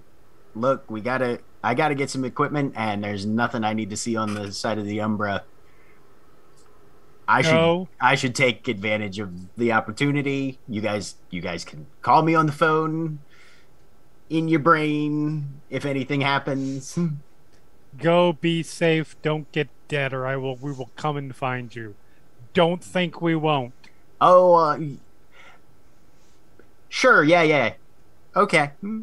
And she'll There head is back to Denver to grab absolutely nothing that makes it sound like he is remotely joking. Okay. Well, good then. All right, so to activate the mirror shades is gnosis. Yeah, so you'll roll Gnosis difficulty 7. I say pool mod 0, Mhm. difficulty 7. There it is. Yep. Okay. 3 successes. All right, so those All right. guys are activated. All right, and then what do I roll to get across the gauntlet? What do I roll again? Is that just gnosis again? With the difficulty of the yes. gauntlet rating, Difficulty of the -2 for the gauntlet, shades. -2 for the shades, so you are at difficulty 5 here. Okay. Then Mordecai will take out her shades, point to the pack. You already used your words. Put her shades on. And then 5, you said? Difficulty 5, yes. 4 successes. She snaps her fingers. Yep, and you guys just tumble through. And then they are immediately whipped off and put back into her pocket. Yep. As you guys look around, the house is gone. There is just a wide swath of scrub brush around you. The mountains are higher, more jagged, and they loom more imposingly a couple miles distant. if you turn away from the mountains and look east, there's a weird mixture over there. Heavy growth to some extent. You can see telltale movements of spirits both nearby and further away. But a little further east, beyond the heavy growth,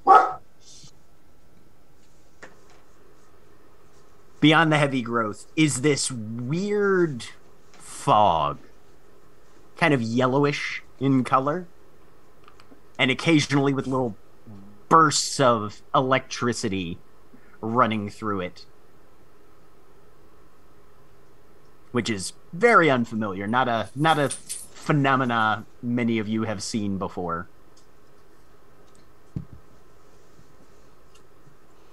But it's mostly in your immediate local area, very open approach.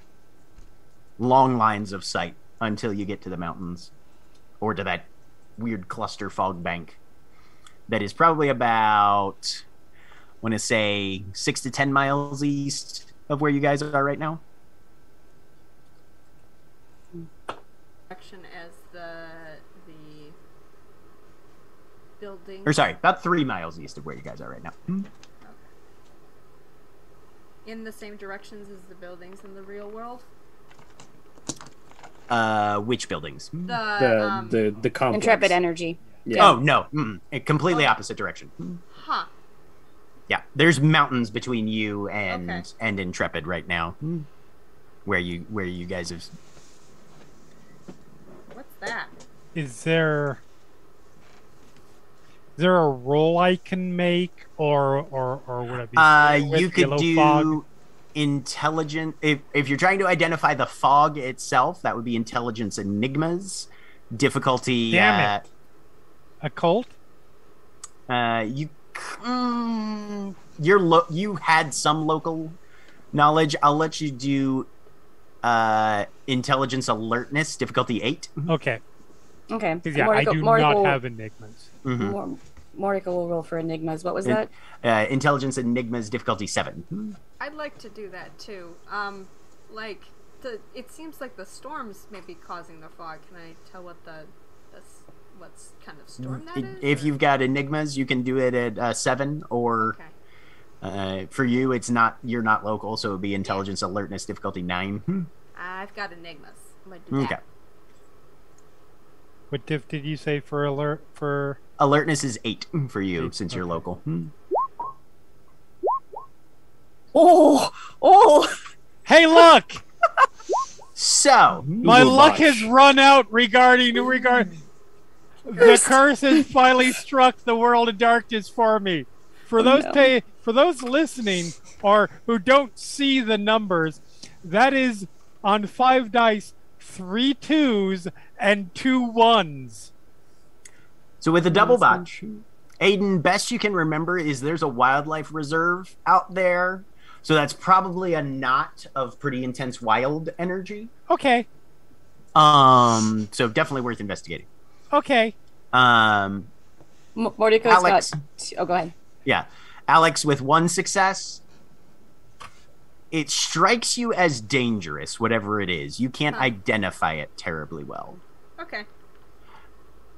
Moriko, she's never seen something like this before, or you have never seen something like this before. But your pattern of you remember your father describing this phenomena very well. Because if it's something that she would have had an experience with, it's usually visual, but it's not. We didn't specify it as visual. But with pigeon pattern being a feature, if so, that would be 3 successes. Yeah, no, you have never seen this before. Okay, yeah, but she's familiar with it, but it's not something she's really experienced. Okay. So what is she? This is what happens in the Umbra when radioactive waste becomes such a permanent, permeating feature of the landscape in the material that it begins to have a spiritual echo.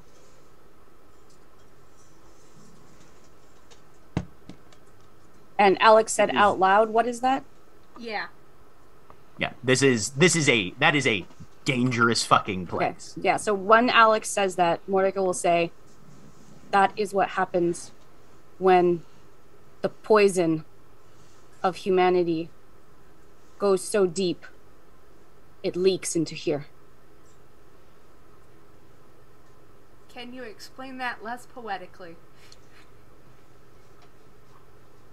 Poison. The poison of people. Pollution? No. Evil. Waste. Aiden says yes. Clearly that's the case. Radio waste. Radioactive waste. Yes. Like That's- bad jazz? No. Radioactive waste is what she was Oh. going for. Yes. Yeah, that makes more sense. Which means that cloud is probably going to be very deadly. Yes, Yes. we absolutely need to avoid that. Aiden says, covering for himself. As he reads, Mordecai definitely knows what she's talking about. Aiden, sure. I knew that. There is a reason I rolled a charisma subterfuge check. That's true. Direction then we are going to need to go. It's really close though. Well, that says a lot. Well, good to know that it's there, and a place that we should avoid if we're anywhere towards the east. Interestingly enough, as you guys are looking at it, it is weirdly contained for what is, in effect, the spiritual version of a gas cloud. It's not diffusing, it's not dispersing. It's just solid cube of gas. Yeah, I was just gonna kind ask. of, yeah. Hmm. What shape is it weirdly contained in? Kind Can of we tell that from here? It's hard to tell because you can't really get like depth on it, but it seems to be a roughly kind of a block-ish with a couple little bits out. Is there a nuclear reactor? Yeah, somewhere Marco, around do here? you know what's located in that area? Does she know, Jack? You can roll intelligence and alertness difficulty 7.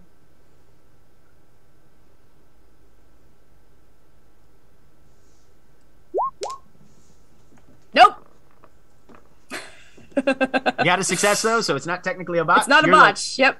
It's not a boss. There's Yeah, three no. ones in there. Yep. She's just Right, sitting there going. They're like, maybe it has a name. Fuck No, if I know. I was gonna say, no. No, what she says out loud is, "I do not roam here. This is not my territory. I don't know that place." We should Everybody- look into that at some point back on the Everybody mark and estimate about where that's gonna be. We are gonna check that out later. Okay. How does Mordecai do that? Is she I gonna- mean, just make a visual reference of like where it is in the If, vicinity. if Yeah, no. anybody's trying to sort of pinpoint, drop their own mental Google Maps pin in this, give Yep. me a perception and survival, difficulty 7. Perception and survival. Would also like I have a quick question. Is Yes. that the direction Grania was going? Because if so, we may need to let her know real quick. Not really, because All right. Denver is kind of southeast. This is basically Gotcha. due east, almost. Gotcha. Okay, Mhm. cool. Oof. Yeah, Ingvar just goes, weird Damn! block of radiation east of home, Hey. and that's about all she knows.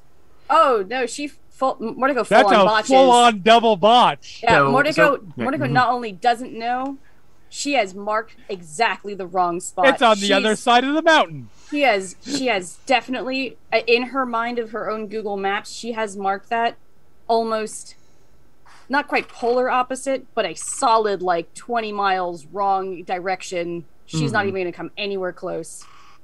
I doesn't am know that. so excited for that discussion because Sal got it too. Yep, I got one. Yep. Well, the good news with this is of all people, Morocco is the least likely to actually know how to check Google and know. So Oh yeah, she's not going to figure this out. This is hopefully we'll find out what happens. But no, she's marked the Alright. wrong spot. But the spirit ecosystem seems fairly healthy around where you're at, about what you'd expect. You know, nothing is pristine wilderness anymore. Hardly at all, anyway. Those are Right. few and far between.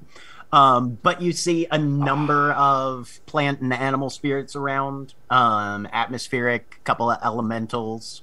You get the feeling that if you were looking for like rock or earth ones, you'd probably want to push west into the mountains directly. But yeah, it seems to be pretty decent.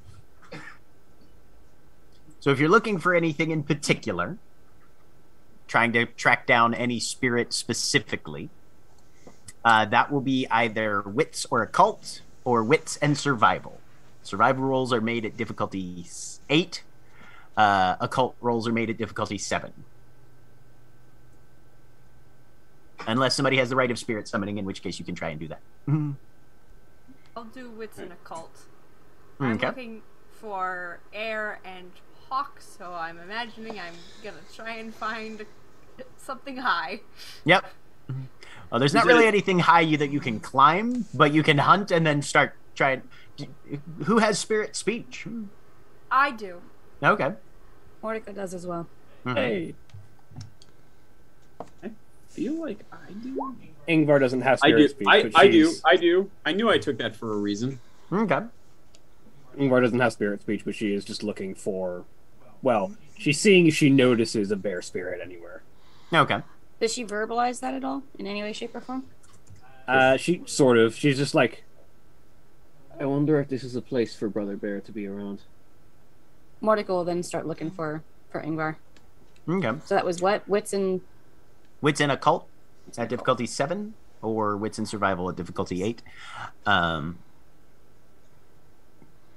It occurs to some of you, anybody with at least 3 dots in intelligence, you've got 3 people who have apparently voiced the fact that they can talk to spirits, and 6 people total, so breaking off into pairs if you have to split off might not be a bad idea. Yeah, no, for sure. Who are the 3? Sorry, who are the 3 with spirit? Alex, Sal, and Mordecai. Oh, good. Oh, darn. Does that mean that I can't send Sal and Morocco off together? That's sad. yeah, Mordecai just rolled to find out where Bear was for Ingvar, and she's got Sal and successes. Ingvar.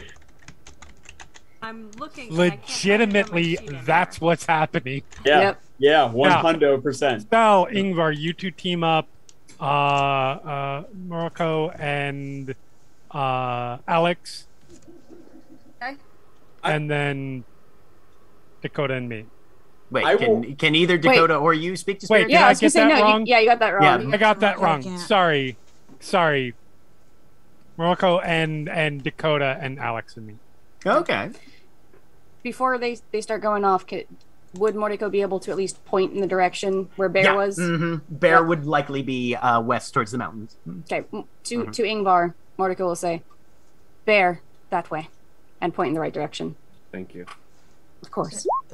Who was Dakota paired with? Me. Dakota's Okay. going with Mordecai. Mm-hmm. Right.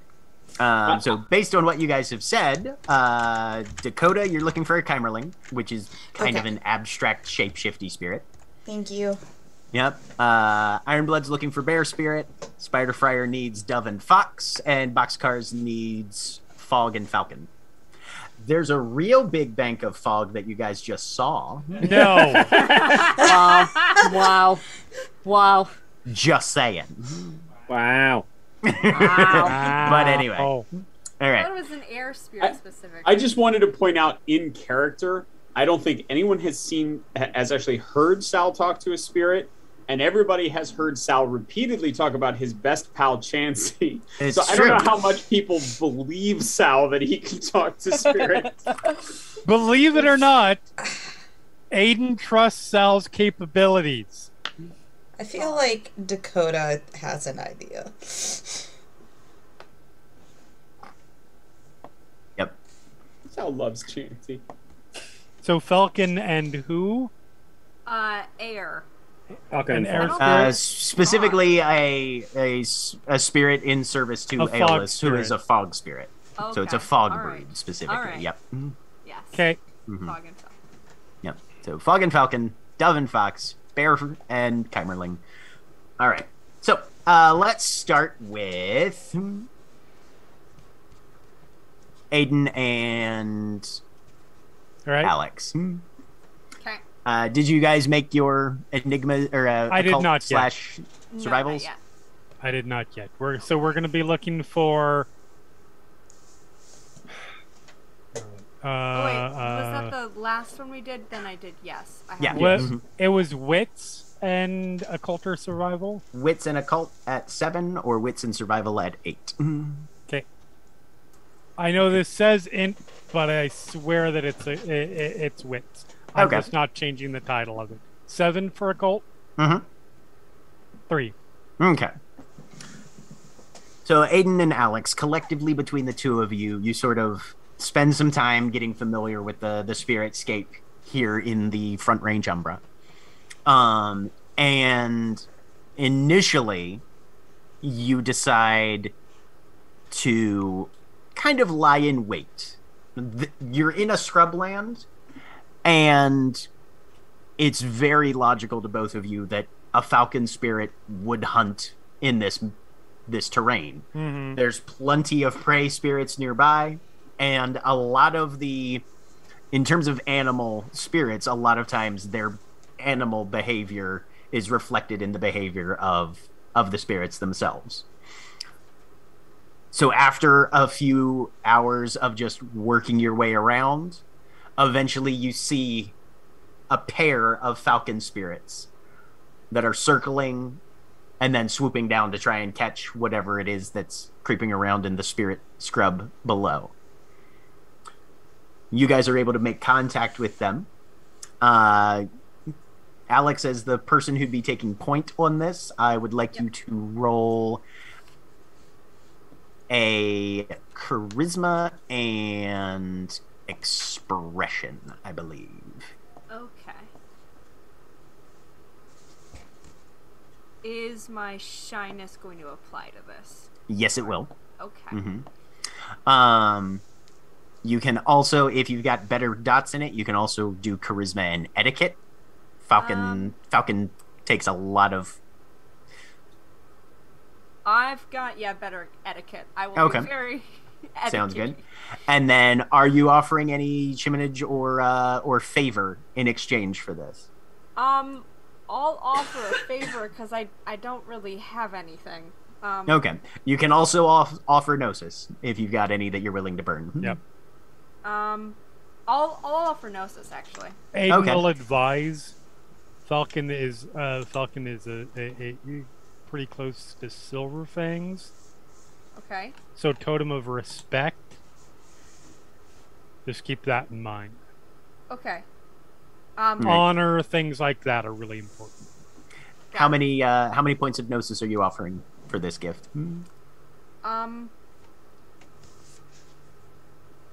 2. 2? Yep. All right. So your charisma etiquette will be at difficulty 6 then, with the two gnosis to reduce the difficulty. Is this a thing I can spend willpower on? Absolutely. I would like to do that. Okay. I want this to work.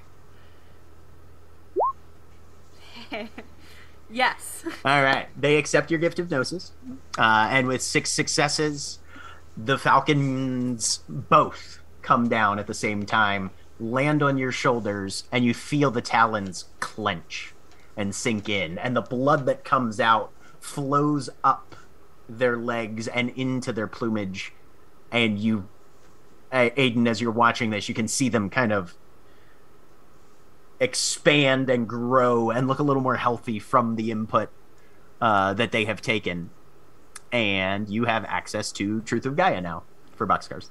Excellent.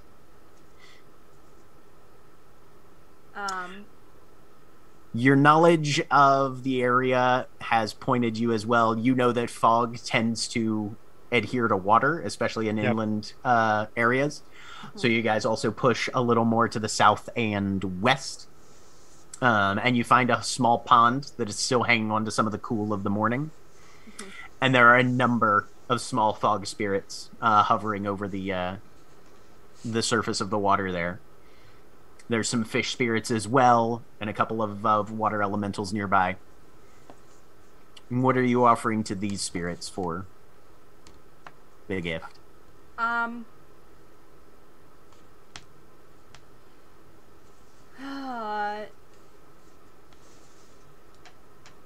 Gnosis as well. I think that's what she thinks she Yeah. can give. Okay. Yeah. Sounds Aiden good. don't know shit about fog, so Nothing wrong with going direct on it. How many points there? 1. That way I just have 1 left. Okay. It's going to be the same difficulty roll because this is a Black Fury gift specifically, so it's affiliated with your tribe, and you're in reasonably good standing with your tribe. So it's going to be a either a charisma and expression, or a charisma and performance roll. Fog tends to be a little bit more weavy poetic. Okay, I'm doing expression. I have no performance. Okay. Oh, and I realized on the last one, I actually forgot to do my shyness on that. Do you want me to re-roll it? Sure, go ahead. Okay.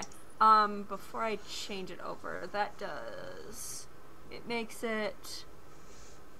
and the focus of the situation, it would make it difficulty 3 more. So it would actually have been a 9. Okay. Alex isn't good at talking to people. That was 1. Still 1. 1 is enough. Yep. Mm-hmm. All right. Well, technically 2 because you spent willpower on it. So yeah. Yeah. Okay, that would be charisma and expression. Diff 9. I'm gonna do willpower again. Okay. Yeah. No. Nope. That's a Yep. wash. So it's not technically a botch. Yep. But 1 willpower is still 0 successes. Mm-hmm. They say to come back later when you have something better to offer. Okay. You haven't gotten like a bad reputation with them, but they don't take the gnosis for some reason. Okay. So you've only got access to the 1 gift then with your attack. that makes a wild amount of narrative sense considering how they're all about patience and etc. Yep. Nope. That worked out really accurately. That's it for me. Okay. Then we have Mordecai and Dakota. Dakota, you're looking for a Chimerling spirit. These are very similar to the totem of your tribe. Uktena is a spirit of abstracts. He's a shapeshifter. And Chimerlings tend to be those sort of spirits that represent things in flux, things that change, things like dreams, emotions, stuff like that. They can be found almost anywhere. So how many successes did you get on your roll to find spirits? Was that the one we rolled earlier? Yes. It would have been either wits and survival or wits and occult. Yeah, that was 0. Okay. You're not sure where you would find one of those. Did you verbalize it in any way? Yeah, she will. Okay, then Mordecai will try. So wits and occult 7? Yep. I'm just guessing on the spelling of that one. We're just gonna go with it. It's fine. Yep. 3 successes. 3 successes. So, Dakota, as you ask Mordecai where those sorts... and that's wits? Yeah. And I'm looking for a spirit. Does my spirit vibe check apply? Oh, hell yeah. Well then, yeah, 4 successes. 4 successes. Yeah. Mordecai, you're familiar with the sort of areas where those things tend to accumulate. And you guys go off on a run.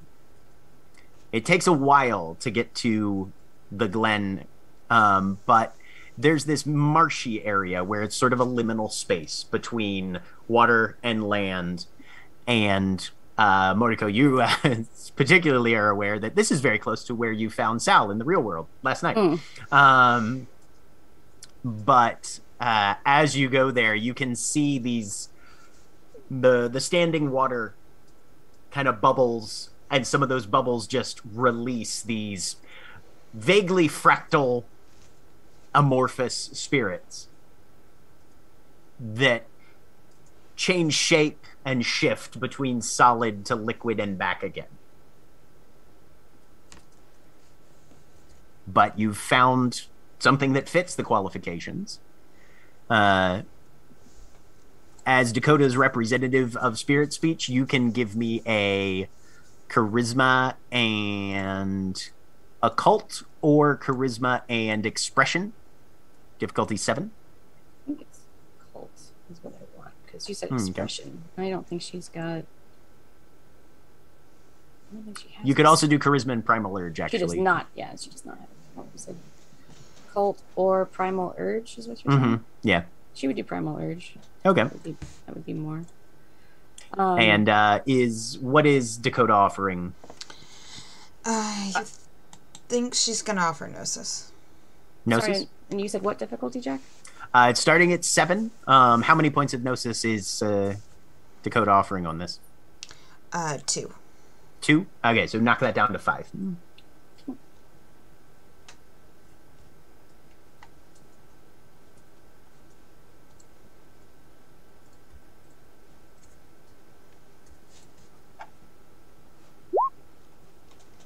Four successes. What do you think Mordecai would ask, or how would she negotiate with them in terms of? Has Dakota told her what she's trying to get, or did Dakota just tell her what she was getting? Dakota will tell her. Okay. If Dakota does, can you describe the gift she's looking for? She's looking for Dream Speak. Ooh, that's a good one. One of my favorites. Yeah, no, Dream Speak's a real good one. So basically, you can go. Basically, it's something that lets a Galliard go into somebody else's dream and affect the course of it. Right. Yeah. So Mordecai will approach the spirit. It's changing magic, but for werewolves. Yeah. My pack has need of your teaching. This is Dakota Box Cutter. Oh shoot, I forgot Dakota's last name. No, Dakota Rope Cutter. Rope Cutter, that is. Yeah, Rope Cutter Technicolor. She always has that on there. Yes. Okay, rope. She says it just like that. Mm-hmm. Okay, Dakota Rope Cutter Technicolor. She wishes to walk in dreams. She offers you tribute to do so. Will you help her? One of them kind of comes up and approaches you, Mordecai, first. What form is Mordecai in currently? She should still be in homage. She hasn't still in homage? shifted. Okay. Yeah. Snakes around your arm. Very similar to if you've ever had like an actual snake, do a coil. And then floats over to Dakota.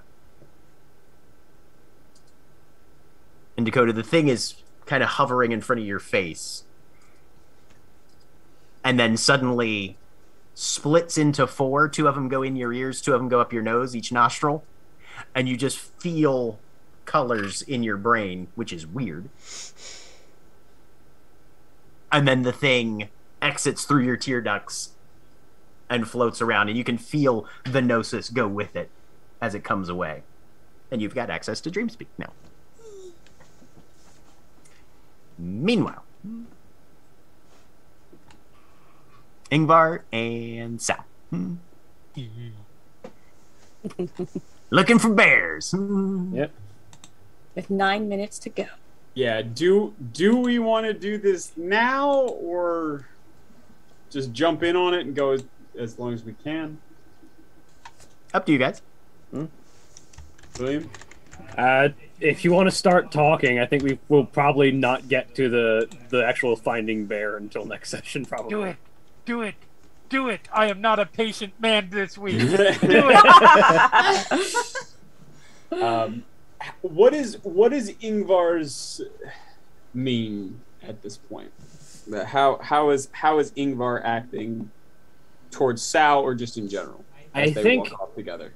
Ingvar is just looking for bear. I think she's very calm and in control at the moment, and is not sparking up conversation unless Sal decides to do so first. Sal, being a quiet and reserved type, probably surprises Ingvar by starting to talk almost immediately. The hell you say? And says, So out of character. I ever tell you my nano fought in the Second World War? No. Came back. A couple things brought back. Bayonet, not sure where he got it. But he had a Luger that he brought back. Always said he brought it back off a Nazi. Passed it down to me when he got older. You know what I did with it? No. Pawned it. Got my first one of these. he taps his belt where he keeps his guns tucked around the back. What I'm trying to say is I don't really get the whole ancestral weapon thing.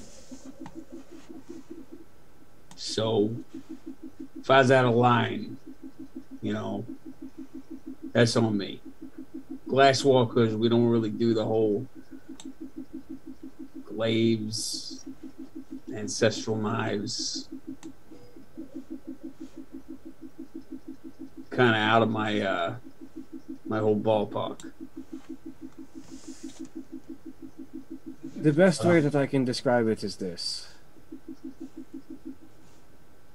Centuries past, maybe millennia, there was an ancient wolf who history has forgotten much about. Their name, their gender, their appearance.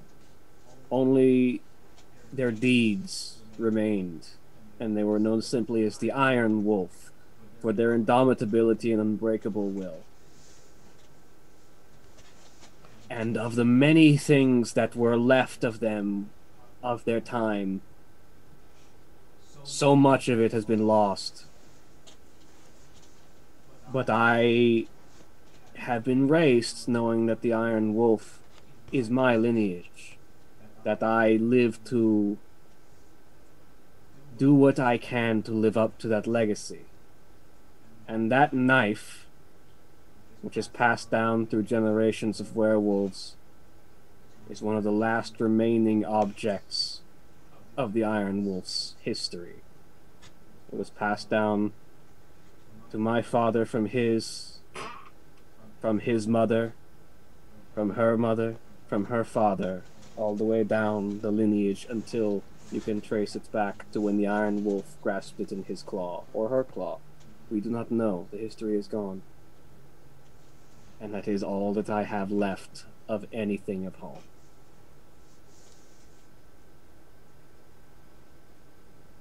I get that. But you know... I'm not just talking of my lineage, I'm talking of home. I left home with nothing but the clothes on my back and that dagger.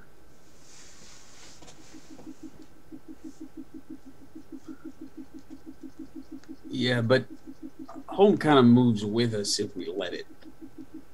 I don't know how you're feeling. I was starting to feel pretty at home in Vegas. I have many homes. We all have many homes when we walk through life. But the one that was my childhood, that knife is all I have left of it. I'm sure you're going to get it back. Will seems like a decent guy. Hell of an arm on him, I'll tell you that much.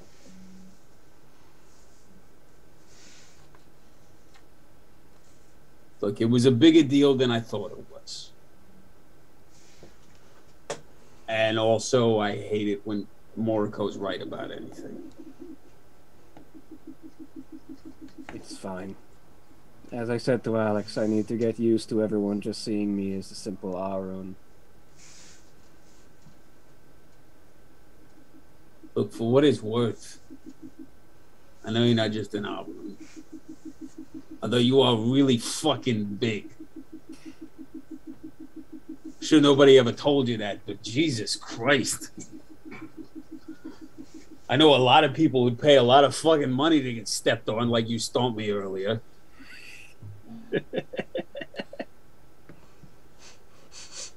he kind of grins and says, Grania not least among them. You gotta watch yourself there, Xena. Yeah, somewhere halfway to Denver, Grania just punches the roof of her Jeep for no reason. But look, like I told the boss when I was in the middle of telling him he ought to pick you for beta.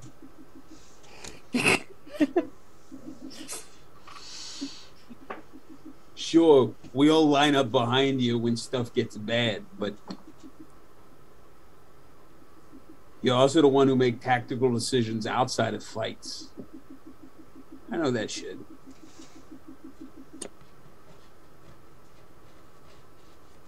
That's part of being in our room, sure, but look, Zeta, I don't go in for the whole predestined warrior thing. I get it. I get it. I know it's a big thing for you. I know that's how you were raised, but I'm just gonna tell you straight, I don't fucking care. But I've fought beside you, and more important, I've stood beside you outside of fights, and you know your shit.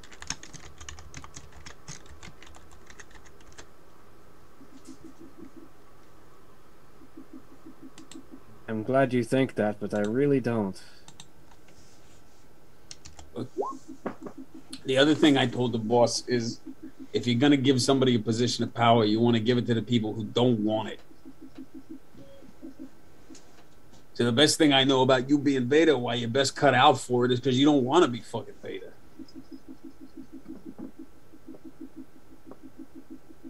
I know you don't think you can do it neither, but you're gonna do a great job. Or if you fuck up, we'll all get killed, and then nobody will know about it anyway. Do you know that I was hardly taught anything but fighting growing up? I barely know any history from my homeland. I don't know much of the government of Iceland. Basic education was thrown to the wayside for combat training. See, I'm going to be honest with you. I kind of thought that's how Get approached everything.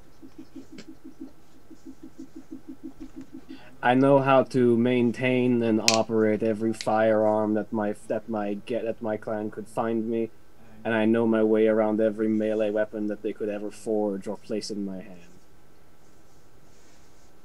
But I couldn't tell you the first thing about civil process from where I'm from.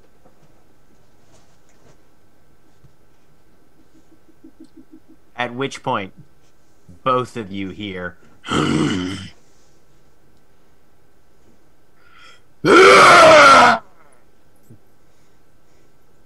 And stepping out from behind the trees is a spirit that looms about 25 feet tall on its hind legs. Curved claws, at least 8 to 12 inches long. The mouth is open and there's drool streaming from the fangs.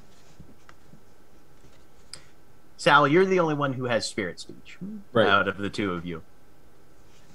What you hear is, wolves, killers of the Graal, why have you come here?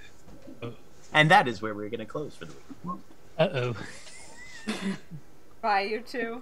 Say goodbye, everybody. Bye. Bye. Bye.